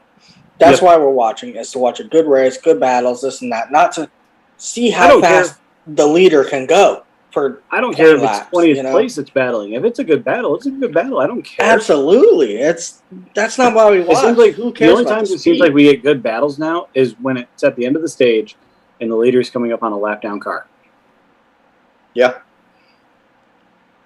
Yep. Makes me think of Byron at Pocono. This here kind of I skipped over something on one of my notes. Kind of goes back to Road America this weekend where NASCAR messed up. I mean, you can say that putting the splitter on the grounds, NASCAR messed up. The long cautions at the end of stage one, we never talked about it. 3 laps, 24 minutes. I had time to go. 24 minutes? What? 24 minutes to finish 3 laps under caution. Why? The field wasn't caught back up for when pit road was open, so they just finished the stage under caution. Are you eating beef jerky right now? Yeah, homemade. Oh, okay. Was it beef jerky or beef? Oh, okay. I think it was a terrible decision on NASCAR to allow the drivers to be out there that long because of cleanup for a car that spun. Oh, I completely agree. That was dumb. At that point, being that it is a 4-mile racetrack, you could have red flagged them after the start-finish line in turn 1. They're out of harm's way. You're not killing laps. And then we could have got a nice battle for the end of the stage. I really think we should look into cutting the course on. No, that's a terrible idea because then you're this is my you're talking about cutting the course to make a shortcut. Like for a caution, yes. Yes, I think that's a terrible idea for the simple fact of. Now you got your engineer, they're scrambling. Oh, if we get a caution, we're good because now we're cutting off 3 miles of the racetrack. We're doing this. You're creating a huge headache on the teams that are trying to figure out, okay, do we pit? Do we not pit right now? Good. Right. Good, yeah. No. I don't like the shortcut. I think it's an option, but I don't like it. I think a red flag would be the simplest decision because it gives those crew members a time to get any equipment in there, knowing, the cars are all stopped up in turn 2 or turn 1, whatever. We can get that wrecker in here and get this car out of the sand pit and get him off the track, and then they just continue on. I'll be right back. Oh, okay. Okay. We're about to get into picks. Yeah, we're about to get into picks. I'll just tie on to something else from Road America. How did Natalie Decker make the race? 9 seconds off the fucking pace. Points, baby. Points. Points? I mean, it was cool because she is from there, that area. So it was cool for her to be there. And she did improve throughout the race. I think she's qualified. Like, the closest car to her was like 9 seconds off the pace. Or she was 9 seconds off their pace, and she was like 12 off the leader. So slow, but I think she ended like 8 seconds off the pace, which is an improvement.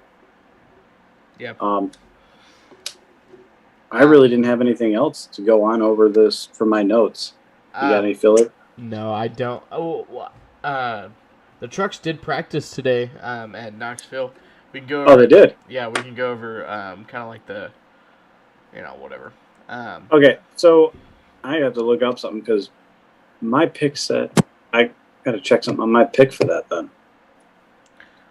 So Chandler Smith had the best overall lap. Then Matt Crafton, Derek Krause. Oh, he's back. Yeah, sorry about that. I had to use restroom. The dirt guy. Haley What are you Dean talking fifth. Practice results damn. for Trucks. Okay. yeah, because they Who's practiced. Chandler Smith. Okay. Yeah. Now look at overall lap averages. The practice session did not occur. Lap averages. Practice did not occur. Lap average is unavailable. That's nice. But then there's I bet you the laps 64, 62, 80, 82, 60, 58. I wonder if if the information is just not available yet, probably. This here kind of just threw a wrench into my truck pick because my information is wrong now. What? What do you mean? I had Kyle Larson winning the truck race. Can you run it? He said he was entering to run it. I just saw a video of him talking about how he's not running it and how a bunch of his dirt buddies are, and he wished all of them good luck. So news was 3 days ago he was entering his name into the ring, so that ruins my race winner. He wouldn't have won anyway. Yeah, he wouldn't have. Yeah, he wouldn't have won. Dang. What? That literally just threw a whole wrench into my picks. Sorry. Well, is that what we're doing right now? Is that what we're picking? we're waiting for you to get back, but yes. Yeah, we're doing filler work. SRX, we can start off with Slinger. Who is winning this weekend? Oh, no doubt. Oh, No shit, doubt. I have no idea. Slinger, paved. It's paved. It's No. it's kind of similar to what Auto Club is doing. A Martinsville, Bristol paving. That's kind of what it looks like. It's actually really, it's a really cool. It is. I mean, honestly, Slinger's a great track. Great battles happen there. I'm gonna go with because I didn't think about this. I don't know why I wrote all my other picks down, and that's all right. Slinger. Well, I'm gonna go with Castro Neves. Oh, he's gonna beat and bang his way to the front and take the win. There's one more race after this, right? Yes. The final. Yep, Fairgrounds. I think Waltrip gets it this weekend. I think he's looking. He says if he doesn't get a trophy, he said he failed. I think he has a better shot at the fairgrounds because he's been there. I don't think he's been a slinger. Nope. I he's mean, been that's a just my kind of thought. Dylan, or aka Yeah. Stat Boy, he picked Haley Deegan to win this weekend in SRX. But you know what? Not there, I don't think. I'm gonna do it too. Haley Deegan. I would love to see it. That'd be so cool. I would too, but Oh yeah, it'd be dope to see her win it, but realistically, I feel that in that series, with the amount of competition and the people she's racing, I feel that if she was going to win, it would be on dirt. Yeah. I agree. So yeah, that's why I went with Waltrip. I just feel like I think it's coming down to crunch time and how he says, I'm going to get a win, and he shows speed week in and week out. He just hasn't gotten the finishes. He gets ran over by Paul Tracy. Just about every week. Seems like it. Biffle's back I'm going this to week. pop him in the nose. So moving on to trucks, that will be on Friday. Sorry, I apologize. Friday night on FS1 at The 9. Corn Belt 150. Did you say when the SRX racing? No, I didn't. It's every It's Saturday. CBS at 8 Yeah, I never thought I would. p.m. Eastern. CBS. The real CBS. It'll be Which is listed as great. auto racing. Is it really listed as auto racing? Yeah. Yep. Anytime it's not a national series, that's how it's listed. I don't know. So if you're watching a Whelen Modified Tour race, World of Outlaws or something like that, it's always listed as auto racing. Now NASCAR, I don't know F1, that. Indy, and Le Mans, those are all listed as those. Right. That's good to know. So bad run, Josh Berry. I know he was like 17th in practice. It's not really a dirt background, and from what I've seen, he hasn't done. It's been a lot of late models. Yes, he's doing awesome in the Xfinity Series. I think he's going to get a ride next year in that 8 car, hopefully full time. I don't see him doing very well, though, in the truck series, especially in that equipment. He's driving the number 26, which is owned by, I can't remember. Let me see here. 26 is owned by It was someone random. 25. Curtis Sutton. Or, sorry, no. He's in the 25 by Curtis Sutton. So that's GMS, but I just don't think it's going to be very good. I don't think it's a good. It'll be cool for him. I think it'll be a good experience. I just don't think he's going to run very well. Maybe a top 20. Agree. Yeah. My suck pick is Zane Smith. Ooh. Stat Boy's suck pick is Crafton. So there's that. My suck pick is Jessica Friesen. I actually think she's gonna run well. Bro, you do know that Zane Smith, by the way, was 11th fastest in practice, only 0.3 off. Yeah, and he's probably gonna wreck on lap 2. That's Johnny Sauter. How was Jessica Friesen in practice? 36. Yeah. Yeah, I thought she would have been better than that because she has a lot of dirt experience. Yeah, Norm Bidding and her pretty much tied in times. Yeah, so here's my opinion. Granted, she does have a lot of dirt experience. That's in a dirt modified, things like that. These trucks do not handle like normal dirt cars on a track. I agree, but at Nashville, Larson actually said it in the video that I watched of him talking about how he's not running and his buddies are.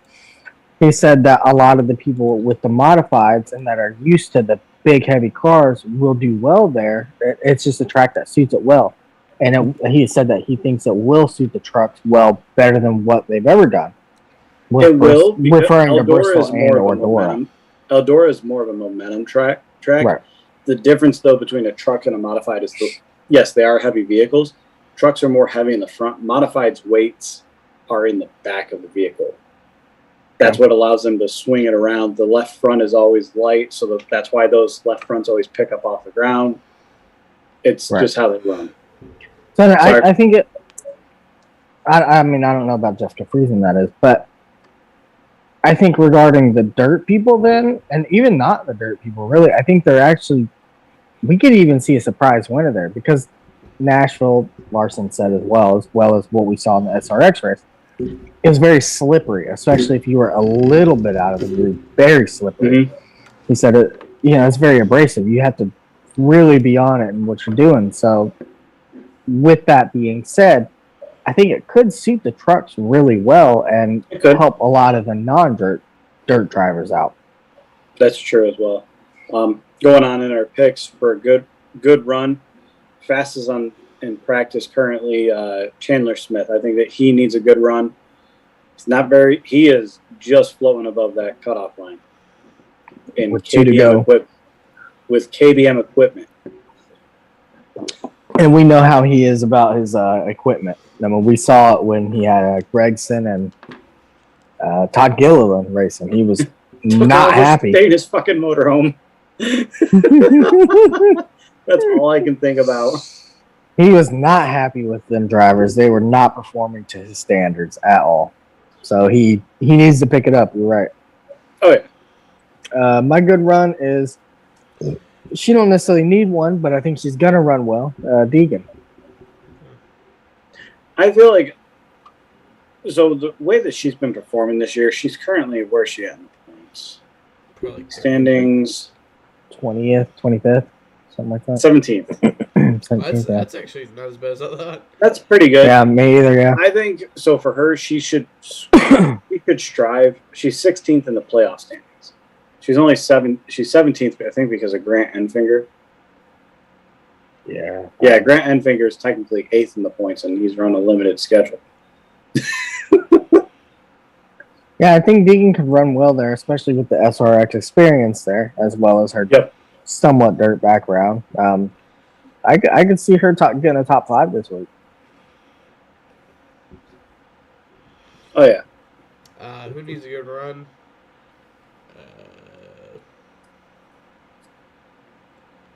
Taylor Ankrum. He's going to win. So he needs. That's your winner? No. And a good run? No, he's got. Like I'm saying, he has to win. Oh, he's got to win. Okay, I thought you said he's gonna win. I was like, oh, okay. Yeah, no. You say so. Our good run going right to wins, huh? No. What's stat boys? Ben Rhodes needs a good run. I don't know why, because he has 2 wins, but. He has 2 wins. He's second in the playoff standings. I think he's even second. Yeah, second in driver standing. He's 86 behind John Hunter. Who's going to win? After Kyle Larson apparently isn't racing now. Sorry. I'm going with second fastest in practice. I think that Matt Crafton gets it done this weekend. I think it'll be his only win on the season. But that's it. How many laps did he run? Look at me, man. I feel like Statboy over here. Freaking giving you guys information. I don't know. He ran 62 laps out of a 150 lap event, I think it is. Let's see here. Yeah, 150 laps. He ran 62, so that's about half the race. Second fastest in practice. That's pretty good. They're not pitting, and he was only 0.05 off of Chandler Smith. Nice. That's not bad.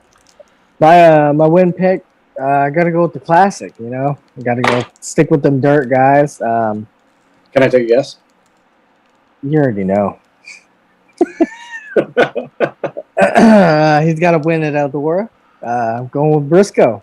He's solid. He's going to be up front, running up the front and winning. Bro, he was like way back there. Oh, he'll be up front. 13th. He'll be up front. He'll be up front. Of course, Stat Boy said Deegan was going to win. That's just his thing. It's because he's got a crush on her, I'm pretty certain. Well, it's not even pretty certain that he does. Obviously. I'm going to go with... I'm not going to go... You know what? I'm just going to say what I'm going to go with. Brian Brown is going to win this race. Brian Brown. I mean, that's a solid pick. He's clearly got experience. Yeah. And I was having technical difficulties. Although you say that, though, Kyle Busch, KBM, hasn't had really much success in the dirt in trucks, like at all. Really, I think the only win that they have and / good run was with Bubba Wallace. Well, Bell. Yeah. Okay, Bell as well, but other than that, I mean, But yeah, Bell yeah, as yeah. well. But I get what I you mean, that's absolutely. different. But I mean, yeah, he's always thrown a bunch of dirt ringers. I remember Scott Bloomquist ran a racer tube in the past and didn't do jack squat. And Bloomquist is just as good as Larson, if not better.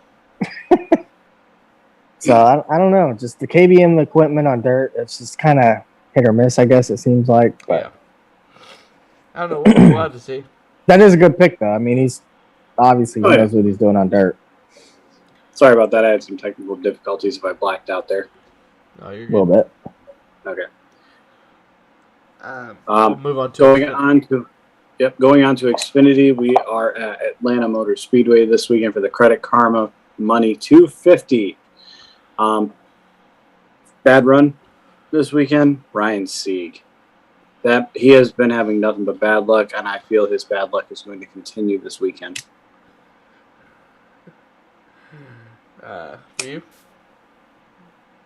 And Mayor.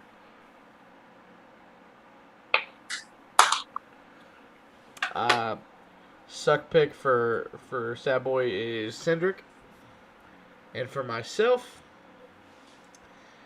let me look. I feel like Cindric is going to be really good this weekend. I think he could be pretty solid. I feel like he's just going to come back with vengeance after I think what happened to him over the weekend. I think Jeremy Clements is going to suck this weekend. Who said Sam Mayer? Mitch. It's not far off. He's starting 22nd. I mean, yeah, that's kind of different, though, because it's obviously no qualifying. So it's, based off lap time points, blah, blah, blah. But I just think he's obviously young, and we've seen him make a couple mistakes already, past couple races specifically. And I think it's just going to kind of continue, especially being Atlanta. It's going to be hot, abrasive. You have to be on the wheel, and I just don't know if he's ready for that. Yeah, I don't think he is. It's going to be a very hot weekend. I don't know what the forecast is as of right now, but I can't imagine Georgia heat in the middle of summer is very pleasant. It's humid. Those cars are going to be sliding. So this should be a great finish before the repave. Oh, yeah. Make us miss it from what we have. So give them some video evidence like, It should be one of those other Atlanta great finishes. I hope, man. I hope all. Well, I was gonna say all three, but I hope both of them are. I hope I hope we have a finish like we did with Johnson and Carl Edwards. Love to see. What was it, like Fuck that. .028? Gordon. Oh, even better. That was about the same, wasn't it? Nah. Harvick and Like, Gordon was closer. Bobby Labonte, Dale Earnhardt, That was dead on to the Harvick and Gordon. I believe literally the exact same. Yeah. It was basically a mirror. I mean, obviously timing back then was a little differently done. Right. But, drivers need a good run. Jeremy Clements, he is currently only 33 above the cutoff line. He has got to rally and get a top 15. I feel like this is a good track for him, though, too. I think Was it at Homestead that he had a really good run? Well, let's see here. So he's got, according to this, Homestead last year, but this is not apparently a good track. Average start 21st, average finish 21st. 12 races, no wins, no top fives, no poles, 2 DNFs, and 3 laps led. You didn't have to tell us no wins. That's just me. We know that. Maybe not. But maybe it's not a good shot for him. No, it's not. That's why he needs a good run. Yeah. I pull for guys.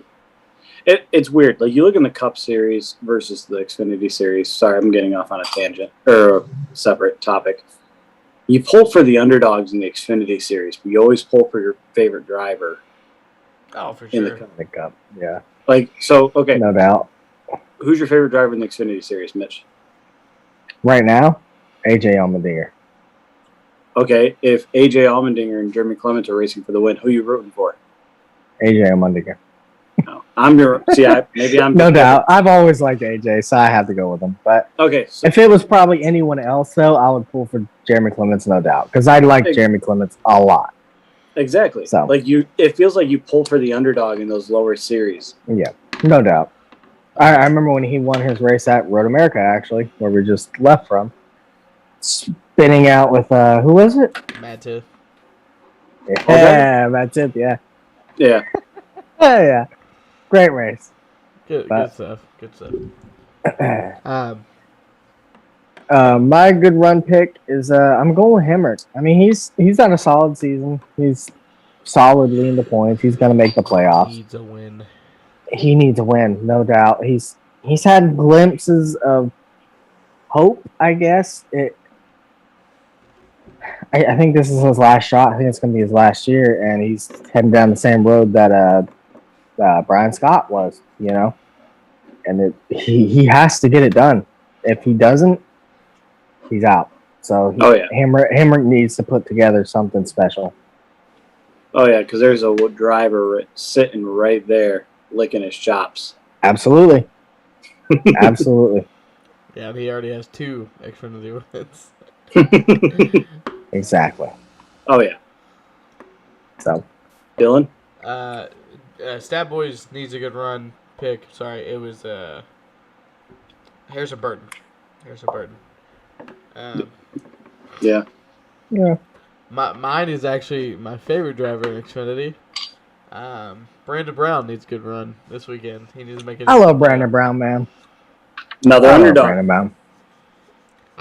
I would say, okay, so I would say, of course, Allgaier is number 1, but I wouldn't say he's my favorite because I just love JRM as a whole, so I couldn't say that he's my favorite. But Brandon Brown, I just have this special connection. I feel like. Oh yeah. I agree. There's just something about him. He's real. He's just yeah. Oh yeah. And just like you said. Like you said Allgaier would be your favorite though. Yeah. Just like my dad, if it wasn't for probably Elliott and Byron, Allgaier is by far his favorite. I mean, he has 3-4 hats, 3-4 t-shirts, 3-4 signatures on different things of his. Dude. He's met him a bunch. He's a cool dude, actually, too. Yeah. I remember the first time he met him, he was like, "Man, Justin Allgaier is just your average dude. He's just a normal human being, man." And I was like, "That's cool." And that's how he treats people too. He treats people as he is down to earth. Yeah, my dad's had he reminds me of Junior. 3 or 4. Junior is very down to earth. Yep. Yeah. He's had 3 or 4 20-minute conversations with Justin Allgaier. That's cool. That's awesome. You can catch the Credit Karma Money 250 this weekend at 3:30. Tune into Fox. Is that on Fox Sports 1 this week? Or sorry, NBC SN? NBC SN, yeah. NBC SN. Awesome. Sorry, I'm trying to split up the picks. Load. The load. No, I appreciate it. Trust me, I do. Because I get tongue twisted if I talk too much. So, so going on to your Quaker State 400 at. No. Wait. We didn't do the wins. Yeah, we did. No, we didn't. No, we didn't? Oh, bro. Man. That's bro. That's why I was like, "Oh, we're splitting up the picks." Okay, I mean that works, but sorry. All right, who's gonna win? Who's gonna win? Noah Gregson. Dude finished 5th over the last time we were here with a torn up race car. Wow. And then he got into a fight with Damon Hemrick on pit road. Yeah, he did. That was funny. He could be solid. He could, especially on a hot day. Well, I'm going with AJ Allmendinger, though. Dinger Nation? Absolutely. He's got a win there. That's where his first ever oval win in NASCAR came. I got to stick with it. So, our boy, Stat Boy, had Gregson winning this weekend as well. Oh, I assume that's your pick as well, because that smile you had. No. Y'all gave it to me. Y'all just let me have this weekend. Kyle Busch is in the field. Come on. He's That's gonna why go I don't 5 think for I don't 5 think this he's going to year. do it. He's gonna go 5 for 5 this year. Honestly, I don't think he will. It, No, it, neither. it should be a I think farewell because to Kyle Busch. this is his last race. Think of how many of these drivers are going to think about, if I move him, I don't have to worry about him ever again. That driver is your DCD's pick. That's all I have to say. Oh yeah, Because I really think that Grayson would be like, "F this guy." I agree. And And like you- we said earlier, this could very well be Kyle Busch's last ever Xfinity race. Yeah, I don't think so, but I hate Kyle Busch. it could but be. It's going to suck to see him go because he does put on a good show sometimes, or Absolutely. at times. he puts on a quality. And who was it that I can't remember who it was that said it was last season? You know, racing against Kyle Busch is amazing. Beating him though could change my career. Bingo. Briscoe, I think. Yeah, I think it was Briscoe. And look what it did. You got him into Yeah. the 14 car. So. Absolutely. Oh, that 14 car was his as soon as. Yeah, but I mean, like Yeah. it was secured when he He- beat Kyle Busch. Like, Oh yeah. Right. And not only that, but I mean, realistically, just say for instance, we knew Boyer would have been leaving. Realistically, it would have been Briscoe taking the car anyway, whether Briscoe won or not. It probably would have been Briscoe taking over 14. Yeah. But Or the like at the beginning of the season, though, Briscoe stated before he had any wins that he thinks he would need, I think he said 7 was the number, that he would need 7 wins to be able to go into the Cup Series. And then he went out and got 9 and beat Busch, damn near won the championship. I personally think he probably should have been the champion, but, shit happens. But, he pulled a Harvick. He didn't perform at the end. No. yeah, that's He, sucks. Maybe it's is that just just SHR Cindric curse? sucks. I hate SHR that, yeah. curse. I hate Cindric, man. I really do. I don't have anything against him, but I don't cheer for him. And I think I feel like if as soon as he gets into a Penske car, I'm definitely probably going to cheer against him because there's only one driver in Penske I like, and that's Blaney. Because Blaney is I love down that to guy. earth. Yep. He is. So when it comes to the 3 manufacturers, you got Toyota, Toyota, Ford, and Chevy. Chase Elliott, Ryan Blaney, they are very similar. So when you think about it, Ryan Blaney is the Chase Elliott of Ford, or you could say that Chase Elliott is the Ryan Blaney of Chevy. Toyota is just on its own fucking island over there that everybody laughs at in the corner, but unfortunately, you got to give them credit where the credit's due, and they fucking win. Meaning by fan base. I don't think he meant by like talent. No, I'm talking about. I would say Ryan Blaney is not talent wise on Chase Elliott, but you can also, but you could also say he that's will be a part of it. champion, though, I think. No, Oh yeah, I mean this year. I could tell. Maybe, but I don't think this year personally. But I feel I like think this year is Larson's. I think it's a Hendrick drivers this year, definitely. I think It's Larson. there's Larson is on fire, bro. it is going to be. I feel it's going to be Byron, Chase, Larson versus Kyle Busch. That was my final 4 earlier.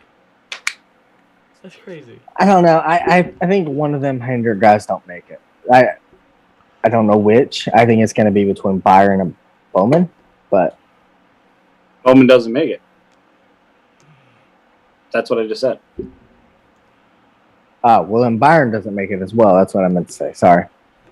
So you think two Hendrick drivers make Two it? Hendrick. Yeah, it's going to be Larson, Chase, probably Kyle Busch the way it's looking, and then I don't know who the 4th is yet. It's too early to tell. 4th But- is in the air. Because you can't even say it's going to be Denny Hamlin because you're like, the way Hamlin's not making the Final 4. No way.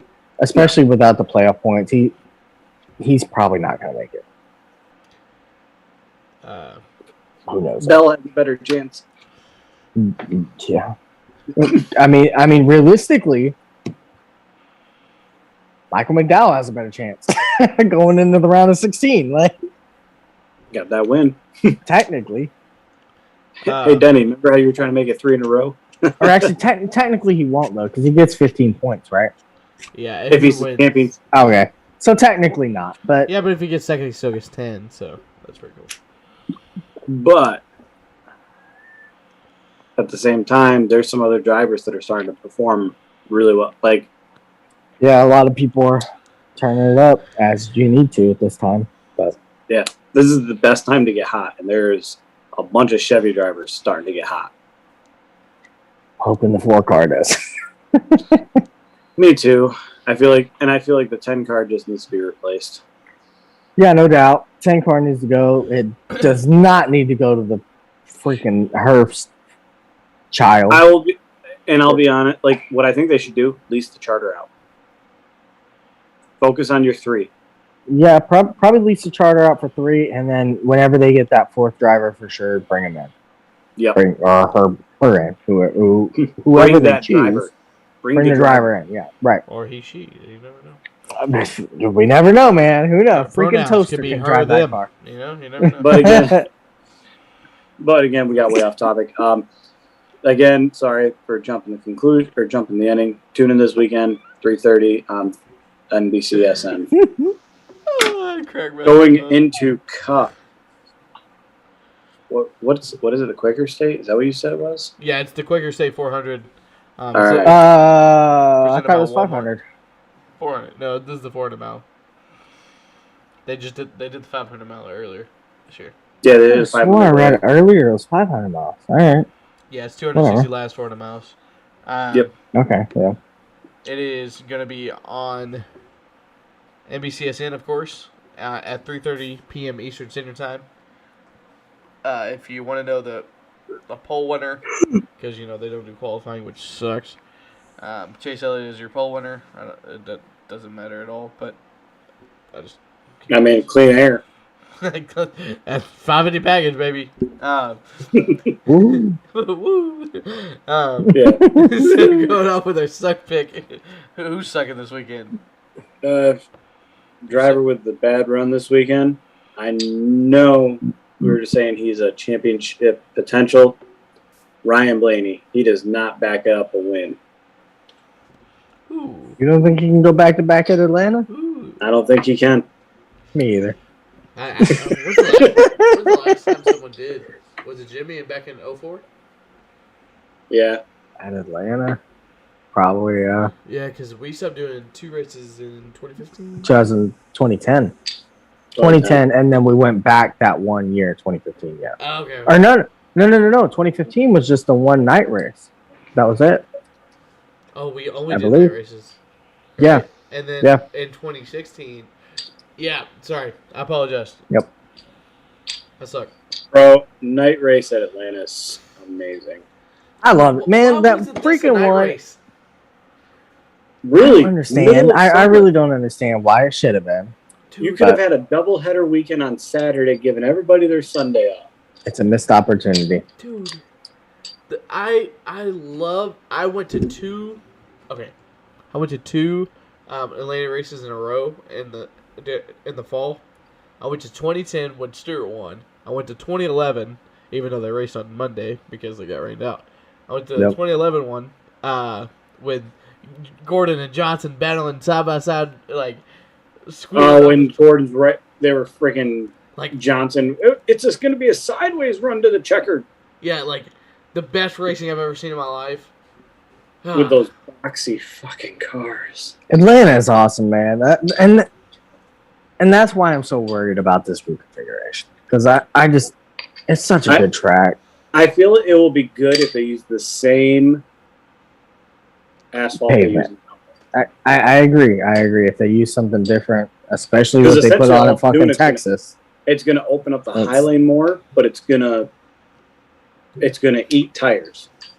Right. But they need to use the asphalt. The same stuff in Darlington. Yes. Right. Because they're trying to even make it look like that track anyways. What's the point? Right. Might as well throw the same pavement on it. Dude, and you know how like the tires fall off in Darlington? Like, bro, it's good racing. It's beautiful. Yeah. I hope they do, and I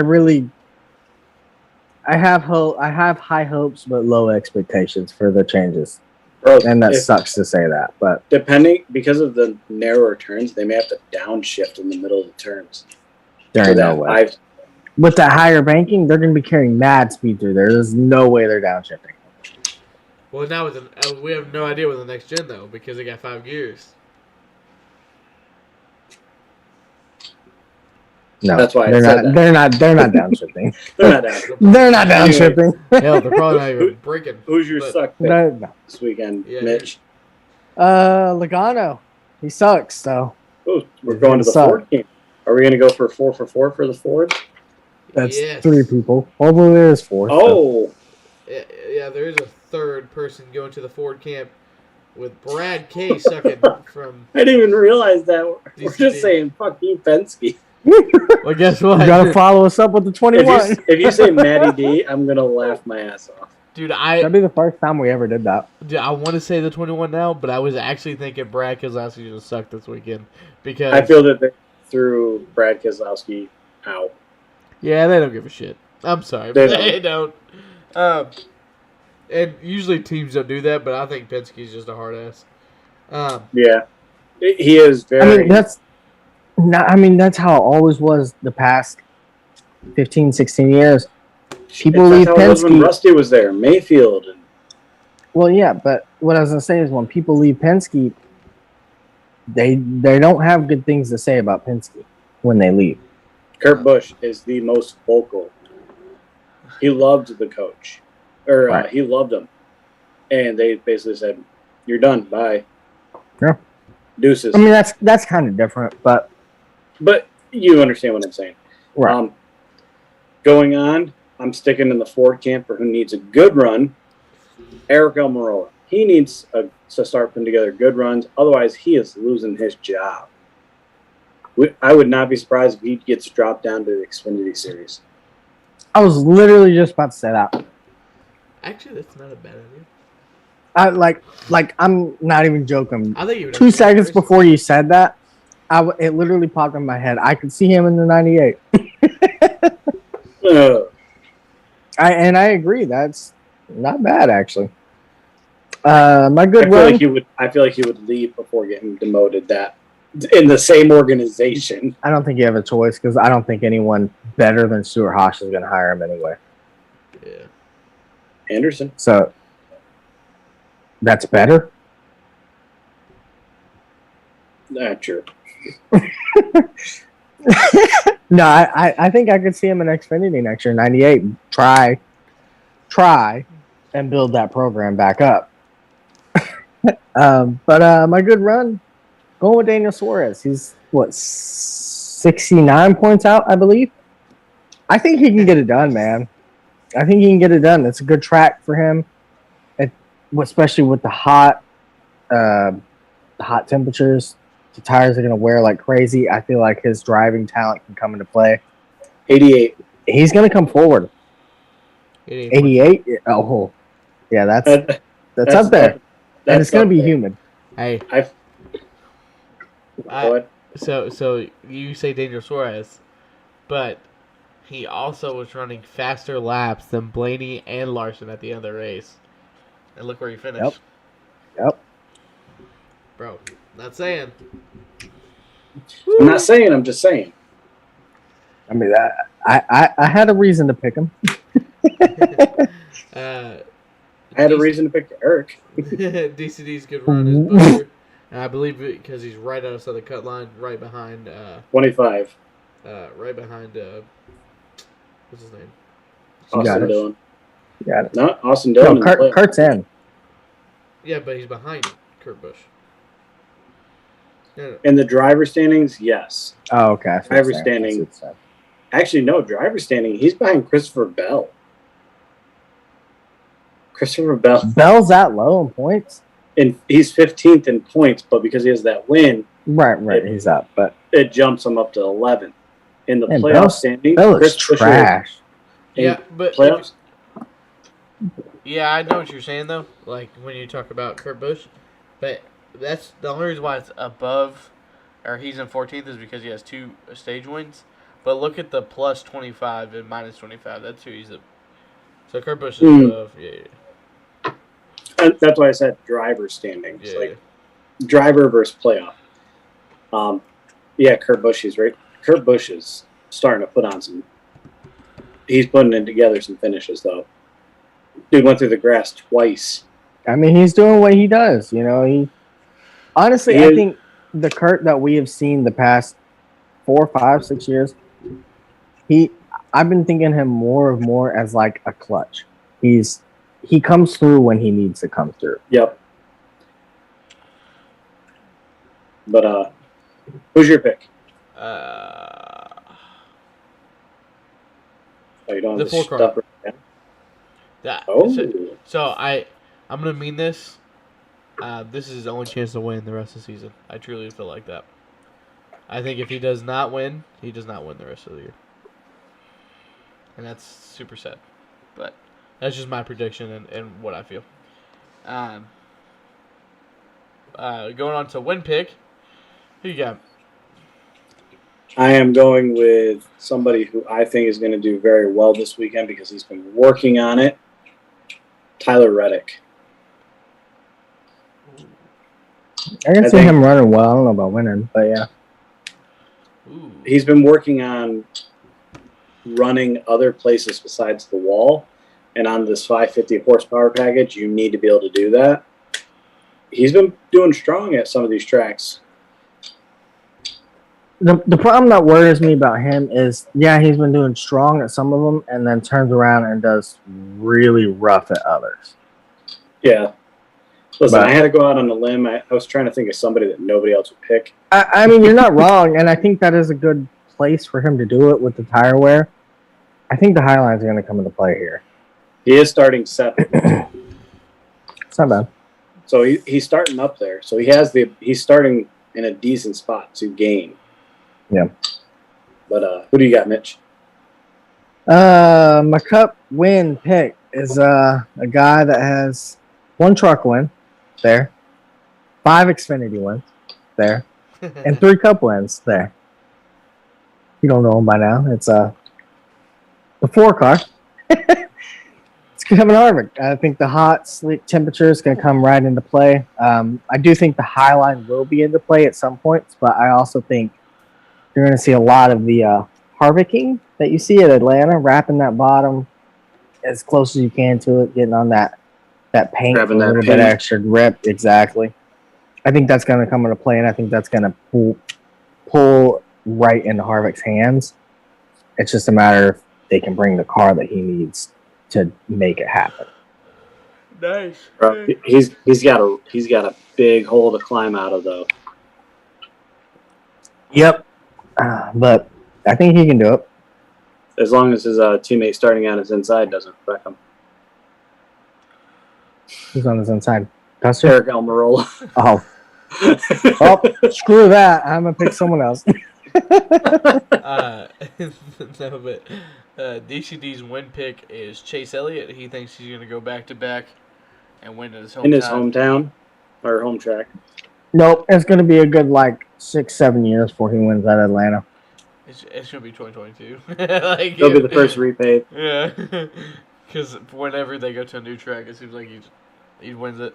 But I'm going to make the playoff standings flip-flop with this pick. Daniel Suarez is... Damn it, I was trying to look at it. Sorry. Daniel Suarez is winning. His first ever. His first ever Cup race. Or Cup win. Sorry, not race. And Trackhouse's first win before they buy Ganassi. It's going to happen. He's going to make it into the playoffs. They got some momentum to build or to go off of, too. Where'd they finish last week? 5th? No, they finished last. Oh, no, they broke. They finished last. They are starting. Where is it? Bro, I gotta freaking go. 27th. 27th? Yeah. Bro, how'd they even finish there? Because all the other guys don't have charters. He didn't finish 27th. Harvick finished 27th. He's starting 27th. Yeah. Oh. He finished last. No, he actually did not. He finished 36th. Who finished last? He beat Anthony Alfredo, Austin Cindric, Ryan Eversley, and Ryan Preece. So he finished last. That's what I'm hearing. Yeah. I mean, Austin Cindric. It says so. Anthony Alfredo brakes, Cindric rear gear, Eversley rear gear, Ryan Preece engine expired. What happened to who'd you just say? Read him again. Anthony Alfredo, Austin Cindric, Ryan Eversley, Ryan Preece. Anthony Alfredo, yeah. His fucking brake caliber exploded on the long stretch going into one and blew out the right rear or left rear. Oh, okay. No saving that. Yeah. But looking forward to a good race this weekend at the Quaker State 400. You can tune in and watch that on NBCSN. Yeah, I'll be making sure to take some notes. Sunday I have, long story short, work is gonna suck at Sunday, so I'm probably gonna finesse Miss most of the race. No, I'm gonna watch all the race by finessing the system. I'm not missing a lap. And also, my parents are going to be there this week. So That's awesome. yeah, I hope it's a really good race for him. I do too. I'm still waiting on my buddy to get a hold of him. Like, I keep asking him, like, hey, do you really want to go to this race? Because he hasn't really. He said, yeah, I want to go, but then I try to, hey, let's buy the tickets. Can't get a hold of him. He hasn't bought the tickets yet? No, I haven't bought the tickets yet. Have you bought yours? No, because I'm not going to we're going to buy them all at once so we can sit right next to each other.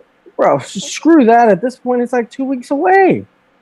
It's next week. It's a month. Watkins Glen? Yeah. They got an off week. So 2 weeks. 3, including this race. Are you sure? Yeah, bro, it's August 8th. Bro, I'll look at the schedule right now. All right, you're right. It is August. You're right. All right, well, I don't know, man. That's pushing your luck with losing your good seating and stuff. If he don't purchase front, people don't want to sit up front. I know, but if it was me personally, if he don't buy them in a week, I'd be purchasing mine. That's just the way it is. I'm not trying to go by myself. That's the thing. Like, is your wife going? No, she's pregnant. She's sitting in fucking 95-degree weather for 2 days. True. So go by yourself, bro. I'll go by myself. I mean, I wouldn't have to. My dad would go with me, but yeah. If my dad wasn't near me, I would go by myself. No doubt. Everybody that I know that would go, they're unfortunately occupied that weekend. So if your buddy doesn't go, are you not gonna? I probably won't if that's the case, but I'll be off so I can watch it from home. That's a bummer, though. It is too. I hope he pulls through for you. I would have went. Yeah, I would have too. I can't lie. Well, there's a couple of friends of mine that I haven't asked, and I've thought about that I'm going to ask see if they want to go. Like one of my friends, he's a diehard Jeff Gordon fan. Hasn't been to a race since 1995. Yeah. Wow. At Watkins Glen. That's interesting. But yeah, I'm looking forward to it, though. Before we end up the podcast, I want to say something about Atlanta Motor Speedway real quick, because they did a tweet this weekend that says, we look forward to welcome you back this weekend at the track. But so to keep you staying hydrated, we are allowing 14 by 14 by 14 inch coolers. NASCAR own track. Really? Yes. There's more to it. We're also having free water filling stations at sections 142 and 152. So that's on both ends of the spectrum of pit lane. Yep. And then there's also free ice towels that they're giving out. That's awesome. So that is awesome.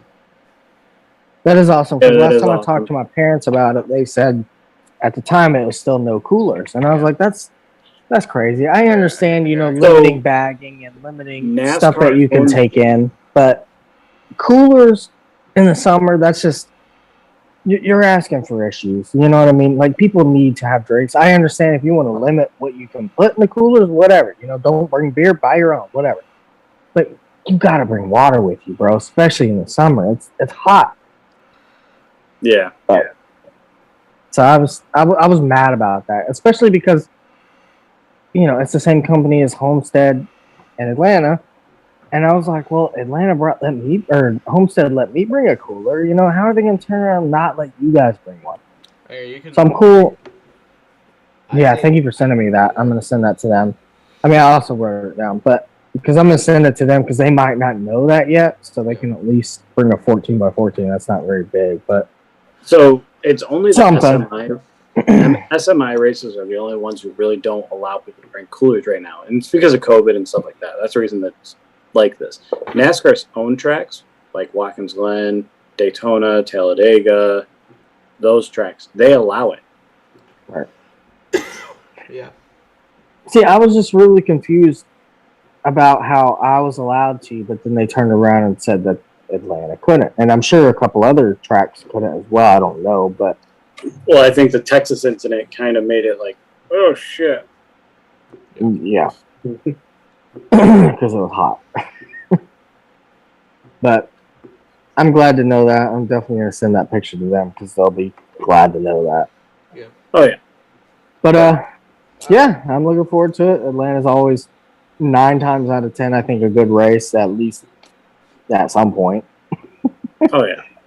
So Looking forward to the race this weekend. Oh, for sure.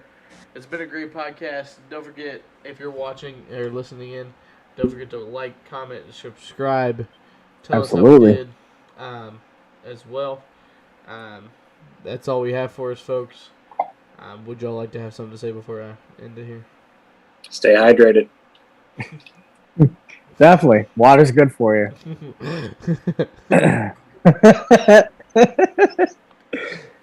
The water, it really, really sucks. My Okay. battery's dying. Well, My battery's dying. That's pretty much all we have for you. Thanks again, and we'll see you next week. Absolutely. Till then, have a good one. Boom.